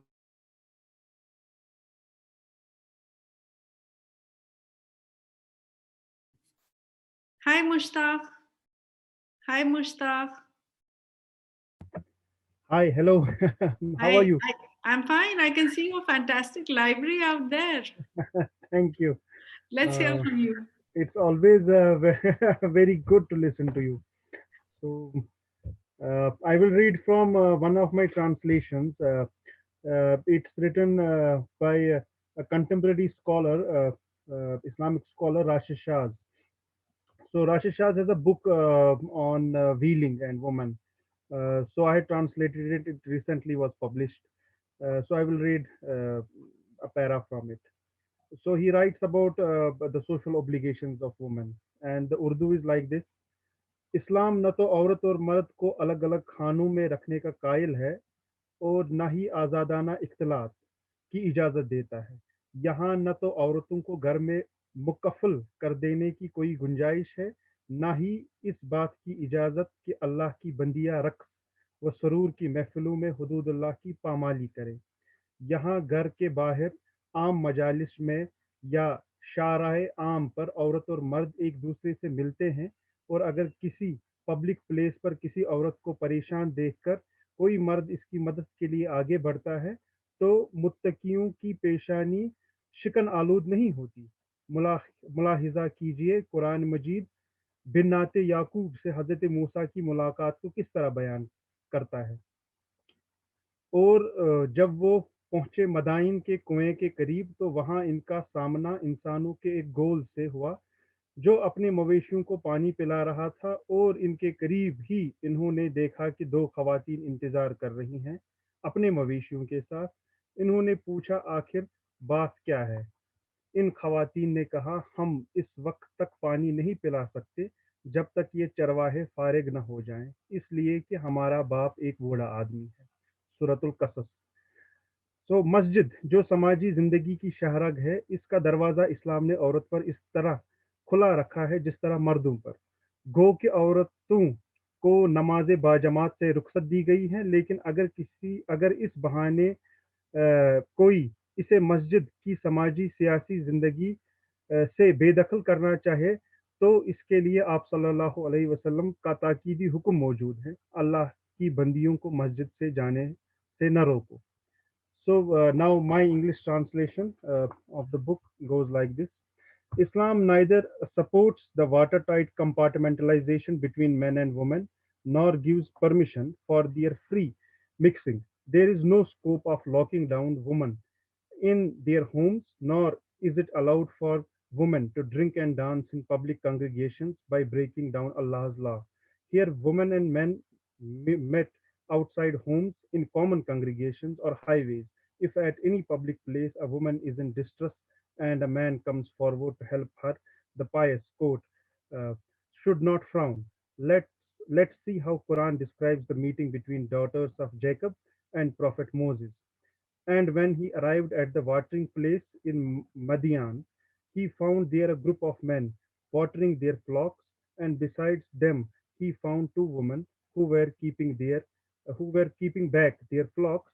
He said, "What is the matter with you?" They said, "We cannot water our flocks until the shepherds take back their flocks, and our father is a very old man." Masjid is the jugular vein of social life of Muslims. Its doors are as open for women as they are for men. Though women have been given a general leave from congregational prayers, but if someone tries to disallow them from socio-political life of mosque, then for it the prophetic order emphasizes, do not stop women from going to mosque. So that's it. Excellent, Mushtaq. Very, very nice. You see, when we talk about books and like the work that you've undertaken, we always say that whatever book you read is a reflection on the author, and Yeah. you can see the author's reflection in the book. Yes. So the very fact that you chose to translate something like this, which is which has to do with the, I would not say empowering women per se, because Islam has already empowered women, but people don't know about it. So you are bringing that factor to general knowledge of a lot of other people who have misconceptions. So Yes. I think you've done a great job to, and having chosen this book to translate is a reflection on you, that you have a liberal take on the issue.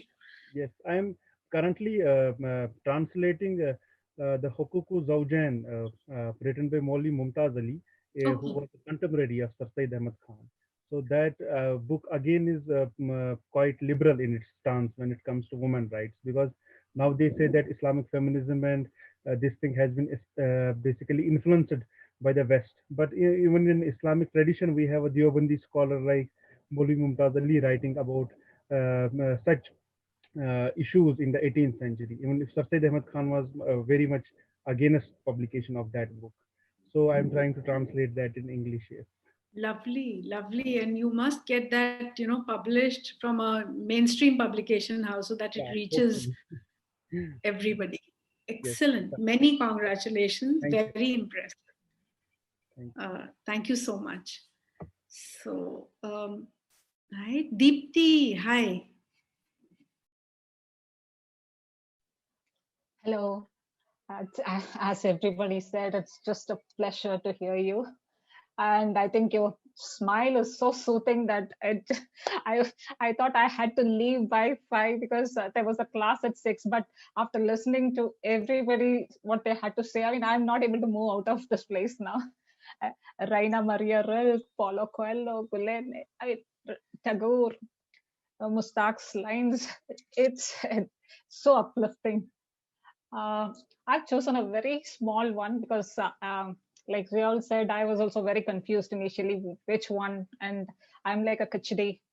It's been like, no, I know a little bit of Tamil, I know a little bit of Malayalam.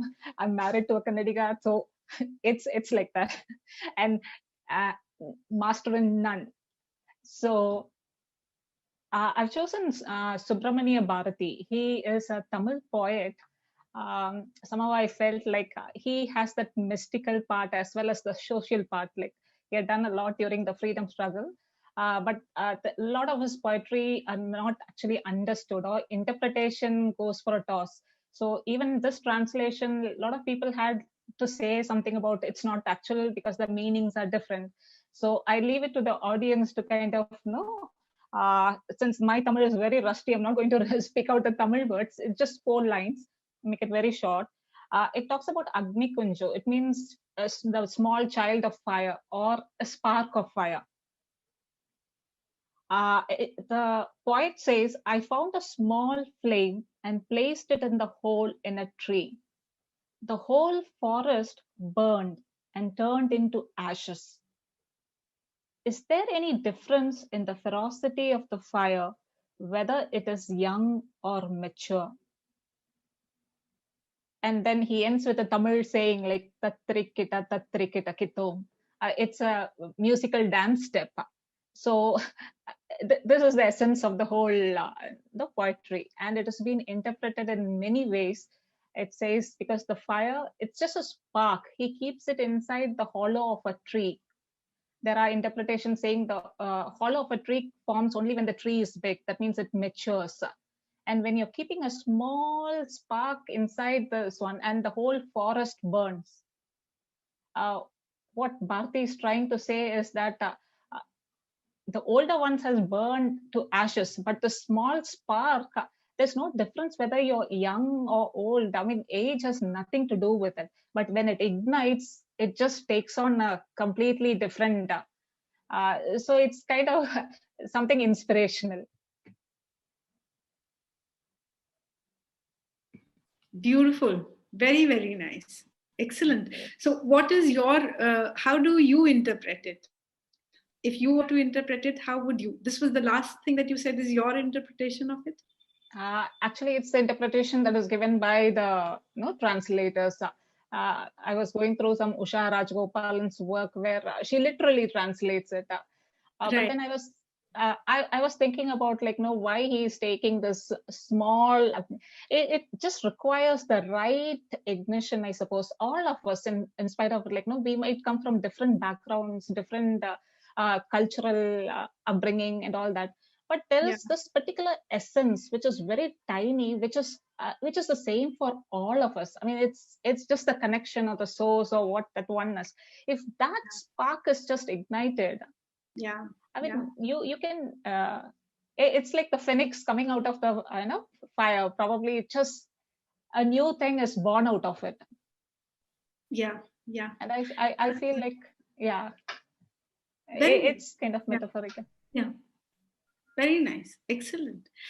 From the historical point of view, I would think that there are so many instances in which it was not some big thing that turned people's life over. So many times it was a small incident, maybe someone being inspired by one word said by somebody, or maybe angered by one sentence or one insult, and they turn everything over.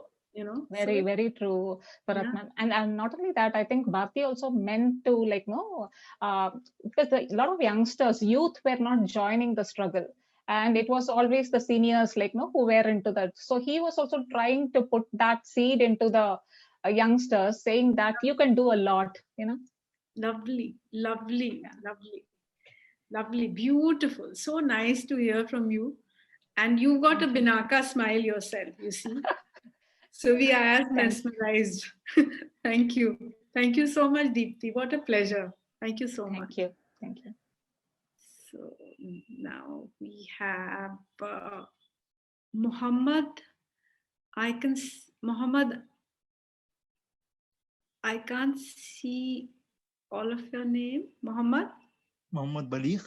Yes, Muhammad Baligh. So thank you, ma'am, for your lecture. It was absolutely brilliant, and I think I must learn from you because I'm also somebody who's trying to learn Urdu.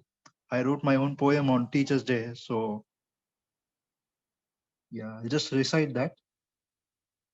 So it says, it goes like, हर सुबह पुरजोश पुरअज़्म वो जमात में आते हैं, अपनी मुश्किलात को दरकिनार करके हमारे मसाइल समात फरमाते हैं, छोटी बड़ी गलतियों की इस्लाह करके हमें राह रास्त दिखलाते हैं, हमारी कोशिशों कामयाबियों को सराहते हैं, कुछ नए फलसफे बतलाते हैं, चंद सवालात के जरिए हमारे मन में तजस्सुस जगाते हैं, अपने हर जवाब से हमारे मन में एक नई उम्मीद जगाते हैं।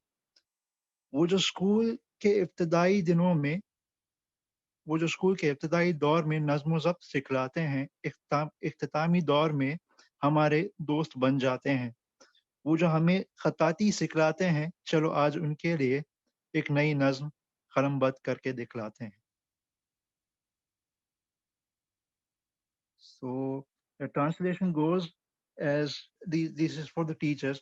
Every morning they come to the class well prepared and energetic. They put their difficulties aside just to listen to our issues, and then they show us the right path by by making corrections to our mistakes, and then they praise our efforts and achievements. They share new ideas with us every day. Through their questions, they make us think. They incite a curiosity within us, and then through their answers, they gave us some new hope, And then there's those who teach us calligraphy in the school days. Let's try and write a poem for them today.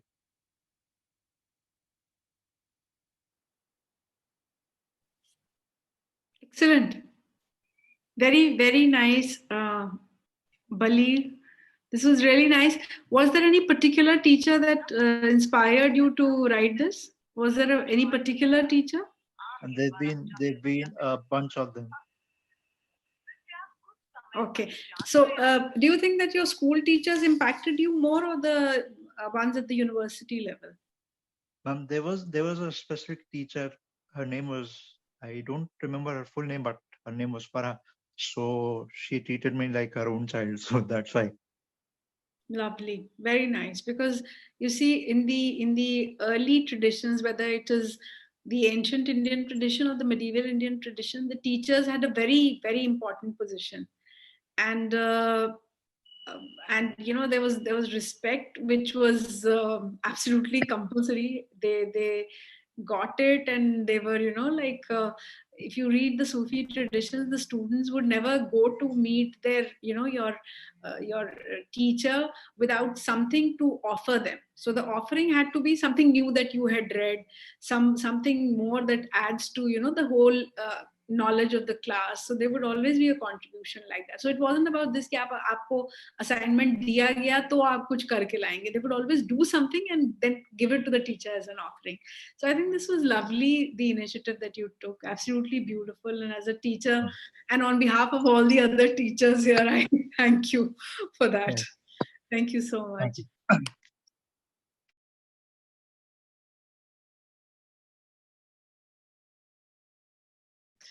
So we have Javed here with us. Javed.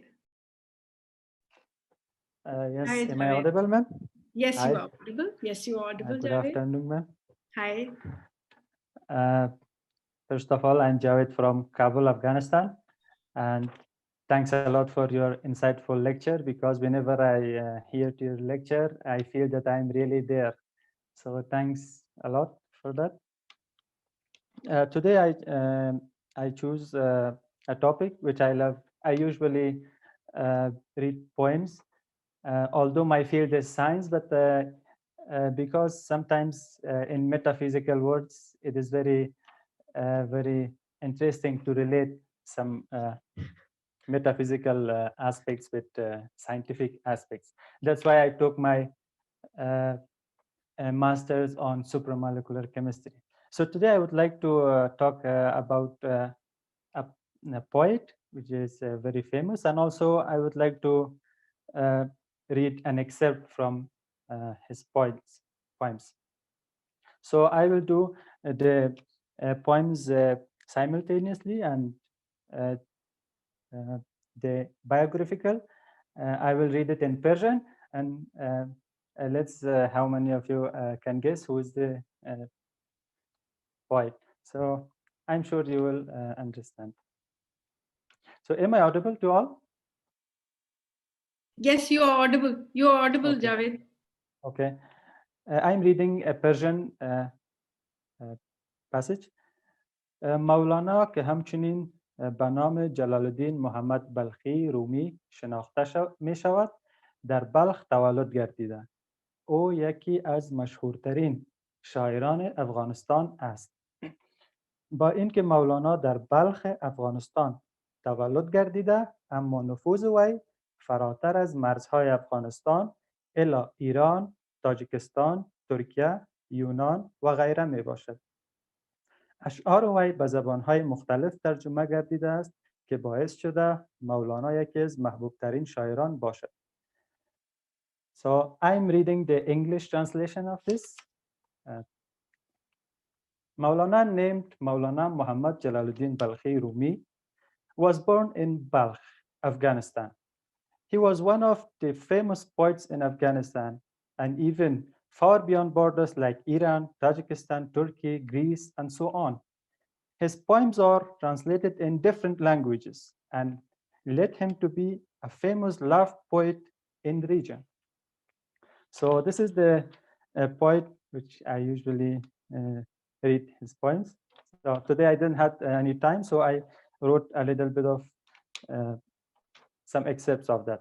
So I'm reading the poem and simultaneously I'm translating it in English also. So it is like this. آمد ز درم دوش بت زمزمه سازه. آمد ز درم دوش بت زمزمه سازه. Beautiful murmuring idol came at my door. سرتاب قدم غارت هوش همه نازه. سرتاب قدم غارت هوش همه نازه. Entirely astonishing for all the gorgeous. هر لحظه به شکل بت عیار برآمد. هر لحظه به شکل بت عیار برآمد. Every moment he arrives in a beautiful sculpture. دل برد و نهان شد. دل برد و نهان شد. Conquer heart and disappear. خود کوزه و خود کوزگر و خود گل کوزه. خود کوزه و خود کوزگر و خود گل کوزه. He is the vessel which we usually put flowers and anything in it. He is the vessel, he is its maker, and he is the clay used to make it. خود انسبوکش. خود انسبوکش. He is the revealer, quaffing, drinking from it. He is the revealer, quaffing, drinking from it. And the last one, خود بر سر آن کوز خریدار برآمد. خود بر سر آن کوز خریدار برآمد. He is the one who buys the vessel.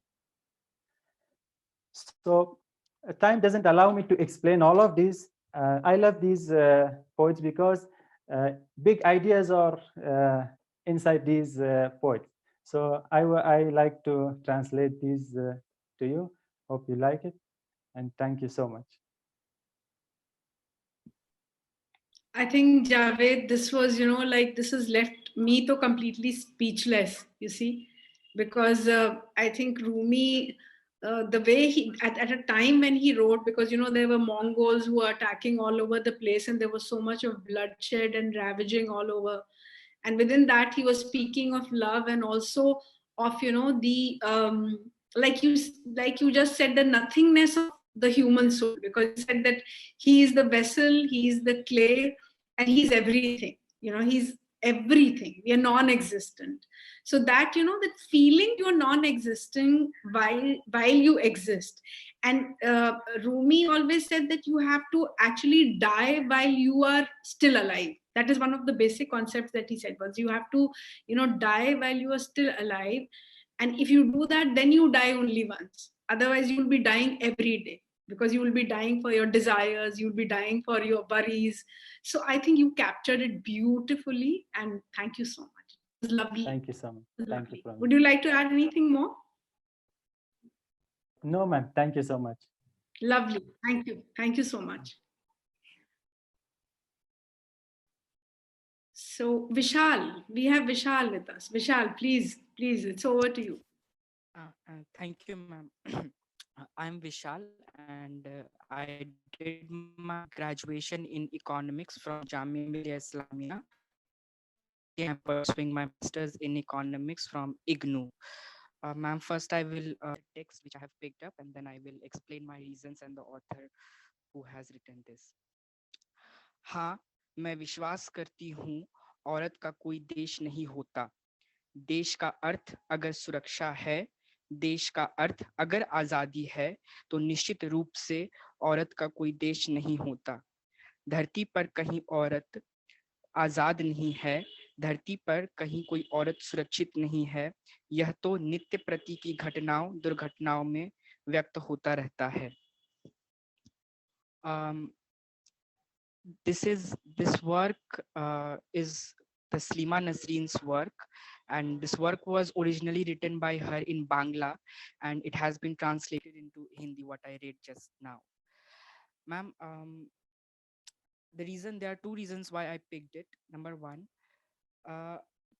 somewhere when she's writing about a system,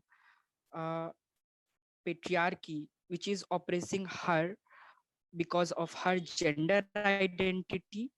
And I believe that literature is not just something which is a personal account, it becomes universal. When I'm reading it, I'm relating it to my sexual identity, that how the same patriarchy which is oppressing her on her gender identity, that same system is oppressing me on my sexual identity. And what she is basically talking about, that in this society her identity is rendered invisible. So is the case with the my identity also. That is why I picked her this text. And yeah, that's my reason. That is why I was able to relate it. And during this lockdown, whatever literature my hands went on, be it Huzaifa Zangana, Dreaming in Baghdad, Seema Azad's Jindanama, or Sujata Gidla's Ant Among Elephants, I see a thread of even in the most poetic act of expressing love, how oppressive it could be, the same, the feelings which I have gone through. Even the last line of this text that I have picked up, that says that even in the everyday task you feel that oppression in your day-to-day life, how it works upon the similarities that of this text in my and its reflection in my own life made me pick it up. Yeah, so that was my reason. Thank you so much, Vishal. Thank you so much for bringing this up, because you see, when gender-based, discrimination, and when I say gender-based, I'm not talking just about women. It's about all the genders. I think that is something which cuts across everything. It cuts across class, religion, region, everything. And good you brought it up, because it's something that needs to be addressed. And despite whatever progress the society is making, this is an issue which still needs a lot of attention. And thank you so much for drawing attention of all of us present here to this subject through what you presented. So thank you so much. This was impressive and it was touching. Thank you so much.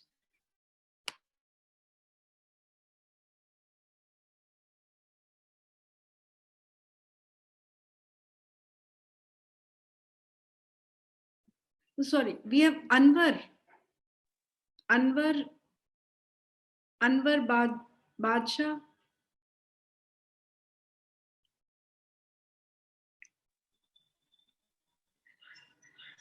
Anwar Badshah, can you hear me? No. Ubairul Hamid, can you hear me? Ubairul Hamid, can you hear me? No. Hi.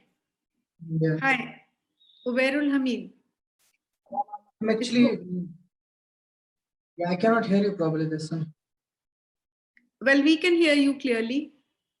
Okay, so basically today I wanted to recite a poem. Actually, it's by a poet called Muhammad Iqbal.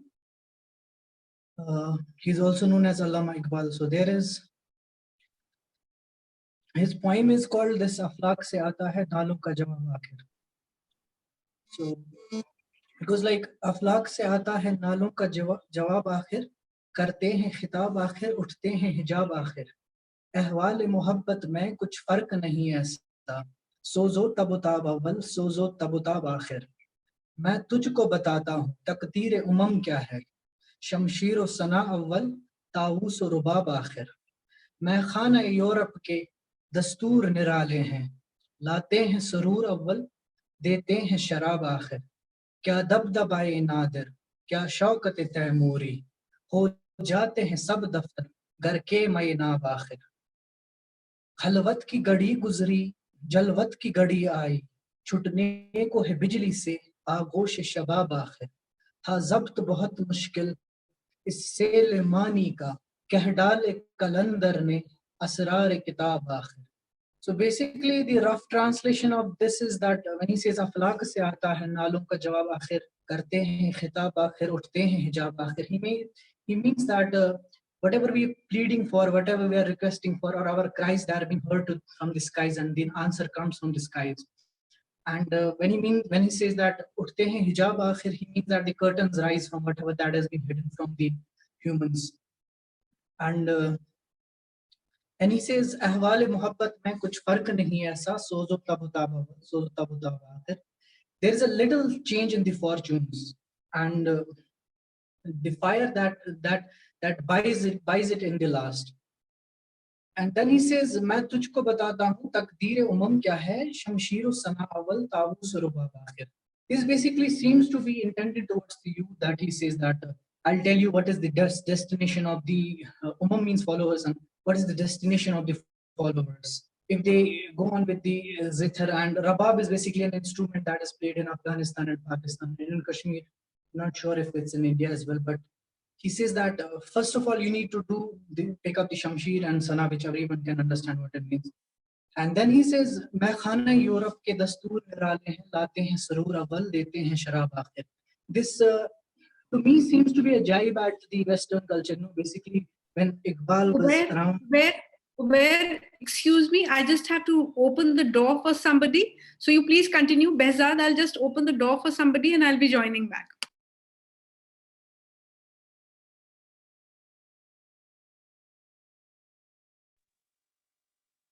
Ubair, you can continue sharing. The rest of us are listening. Mehkhana Europe is Mehkhana is the tavern which poets often address to a place where they get the knowledge and stuff. And he says that you go to Europe, you go there for a lot of things, but then the civilization of Europe, which influences you, it changes you. Basically, back then there was this, even today, that there is this inferiority complex that the people of subcontinent face. So basically, Iqbal seems to be addressing that thing. And then he says, "Kya dafdaba nadir, kya shaukat taimuri, ho jate hain sab daftar ghar ke maye na baakir."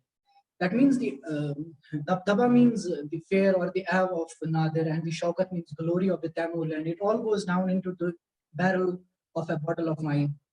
And then he says, "Khalwat ki gadi guzri, jalwat ki gadi aayi, chutne ko hai bijli se agosh shabab aakhir." Khalwat means what should I say?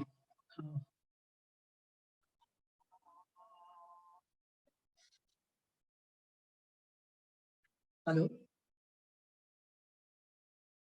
Yes, Ubair. Your voice is coming. Hello? So Khalwat basically means a place like you are in loneliness, you are not talking to anyone and stuff. Jalwat ki gadi aayi means it's the time to get united, time to come out of your loneliness and to talk to the world. Okay. And chutne ko hai bijli se agosh shabab aakhir is what follows, and he says the lightning which you are going to produce, it's going to shine bright over these cloudy skies. And he says tha zabt bahut mushkil is sele mani ka, keh dale kalandar ne asrar kitab aakhir. He means whatever was flowing in my mind, whatever truth that's coming in my mind, it was all messed up, it was too hard to hold. And then he says the Kalandar has explained everything to me, and he has explained the secrets of the book. It's basically a rough translation. I cannot properly. Right. Thank you so much. Thank you so much, Uber. It was really mesmerizing. A brilliant translation also, indeed. Thank you for it. Now, Junaid.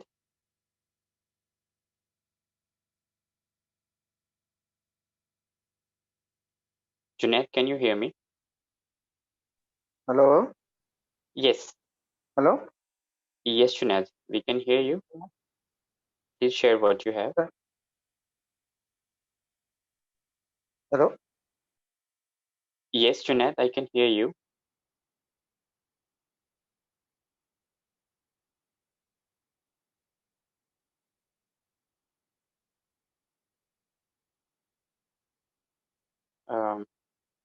Okay, it seems there's a problem with his connection. I think we're done. Anwar, okay, there's a problem with him too. So,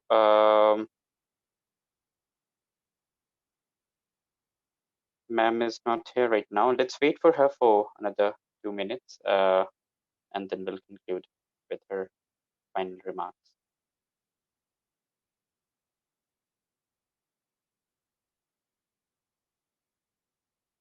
Have we missed anybody? I think everybody has done it, right?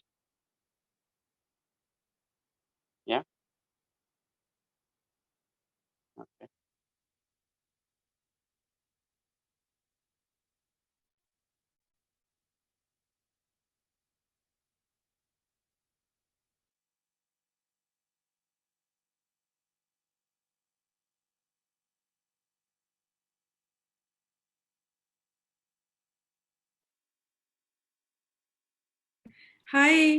Hi, apologies. Opening the door means, washing your hands twice. It really is a lengthy process. So Ubair, I last I heard you, and you were reciting Iqbal as we heard. And of course, Iqbal is someone who is, what should I say, a classic writer and a thinker. And there was one of his works that one heard right when I was a small child. That is the Shikwa Jawab Shikwa. Which वो जो उसका है कि क्यों ज़ियाकार बनूं सूद फरामोश रहूं फिक्र फरदा ना करूं मैं गमे दोष रहूं ए खुदा मैं कोई गुल हूं कि खामोश रहूं. And then and then when further on in that, when it is there's description like this which goes कि एक हम ही थे तेरे मार का याराओं में खुशकियों में कभी लड़ते कभी दरियाओं में दी अजाने कभी यूरोप के कलीसाओं में और कभी अफ्रीका के जलते हुए सहराओं में शान आंखों में न जचती थी जहादारों की कलमा पढ़ते थे हम ही छाँव में तलवारों की and so on and so forth. And then finally in the जवाब शिकवा he says कि तुम इतने फिक्रों में divided हो तुम फला हो और क्या मुसलमान भी हो. And if you think of this in the modern context, I mean, a whole lot of sects and people looking for glory in their past. I mean, there is a limit to looking for glory in your past. I mean, you have to see what you are doing. And in that context, some of the people who are doing a lot of work in the modern times, just say Mr. Gulen, say for an example, I would take him since we are, speaking in this forum right now, and his name comes to my mind first. I think it's he is not sitting and just harping about what happened in the past. You have to do what you have to do in your own capacity now, here and now. So I think there is a lot of inspiration that one can draw from whatever these poets were writing earlier. And I think it was an interesting pick that you picked up. And your command, of course, like Javed's command on Farsi was incredible. It was really great fun to listen to him. And I think Ubair, you also had quite a bit of a style. So it was a pleasure listening to you. Madam, आप अल्लामा इकबाल के बारे में बात कर रही हूँ. Just एक शेर पढ़ना चाहती हूँ. उन्होंने कहीं लिखा है, यूं तो सैयद भी हो, मिर्जा भी हो, अफगान भी हो. यूं तो सैयद भी हो, मिर्जा भी हो, अफगान भी हो, तुम कुछ भी हो, ye batao ki Musalman bhi ho. So that is what translation makes us think. It's like that. Sorry to interrupt, but I couldn't stop reciting this because I think No? pacify the extremists. This is a very lovely work that of course I read Iqbal, not that I'm very fluent in his work, but he has written wonderful work about unification of different faiths and firqas, and he has done that without bothering about anybody in this world. He has written that. So that is what is very nice. And thank you for that time to allow me to read that couplet. Thank you very much. No. It was very important. See, because I didn't remember that. I was thinking what was that one which जिसमें he says कि मुसलमान भी हो, बाकी तो क्या claim कर रहे हो कि हम ये भी हैं वो भी हैं. But lovely. Thank you so much for sharing, because that kind of completes the argument. Lovely, very nice. So Ubair, would you like to add anything further to what you recited, and you would like to add anything further to that? Basically, the verses you read from Shikwa and Jawab Shikwa, this got Iqbal into trouble as well. Like there were many fatwas that were he was said that you are this and that, and because he said that Khuda, whatever he said, Shikwa arbab sun le, whatever, and then he comes on to say that hum wafadar nahi, tu bhi to khuddar nahi. Basically, he was challenging God at that time. I mean, just somebody just called Iqbal an extremist. I would like to oppose that. I mean, Iqbal by no means was an extremist. And Iqbal basically, when in 1930s, 1940s, he basically channelized the youth of India, especially the Muslim youth, for a new reconstruction. And there's books of Iqbal on reconstruction in Islam as well. So he basically uplifted the youth back then. I mean, I don't think there's, you can call him an extremist by saying that. And this thing which I was referring to, that he said that he challenged God, and he said that if you are Khuda and stuff, and this got him into a lot of trouble from the so-called extremists. It's Dildar. Hum wafadar nahi, tu bhi to dildar nahi. Dildar nahi, yeah, exactly. Yeah, great. Thank you so much. Thank you so much, Ubair. So there is this name right now. Are we through with everybody? And maybe Junaid. I don't know. There was some problem with him. Junaid.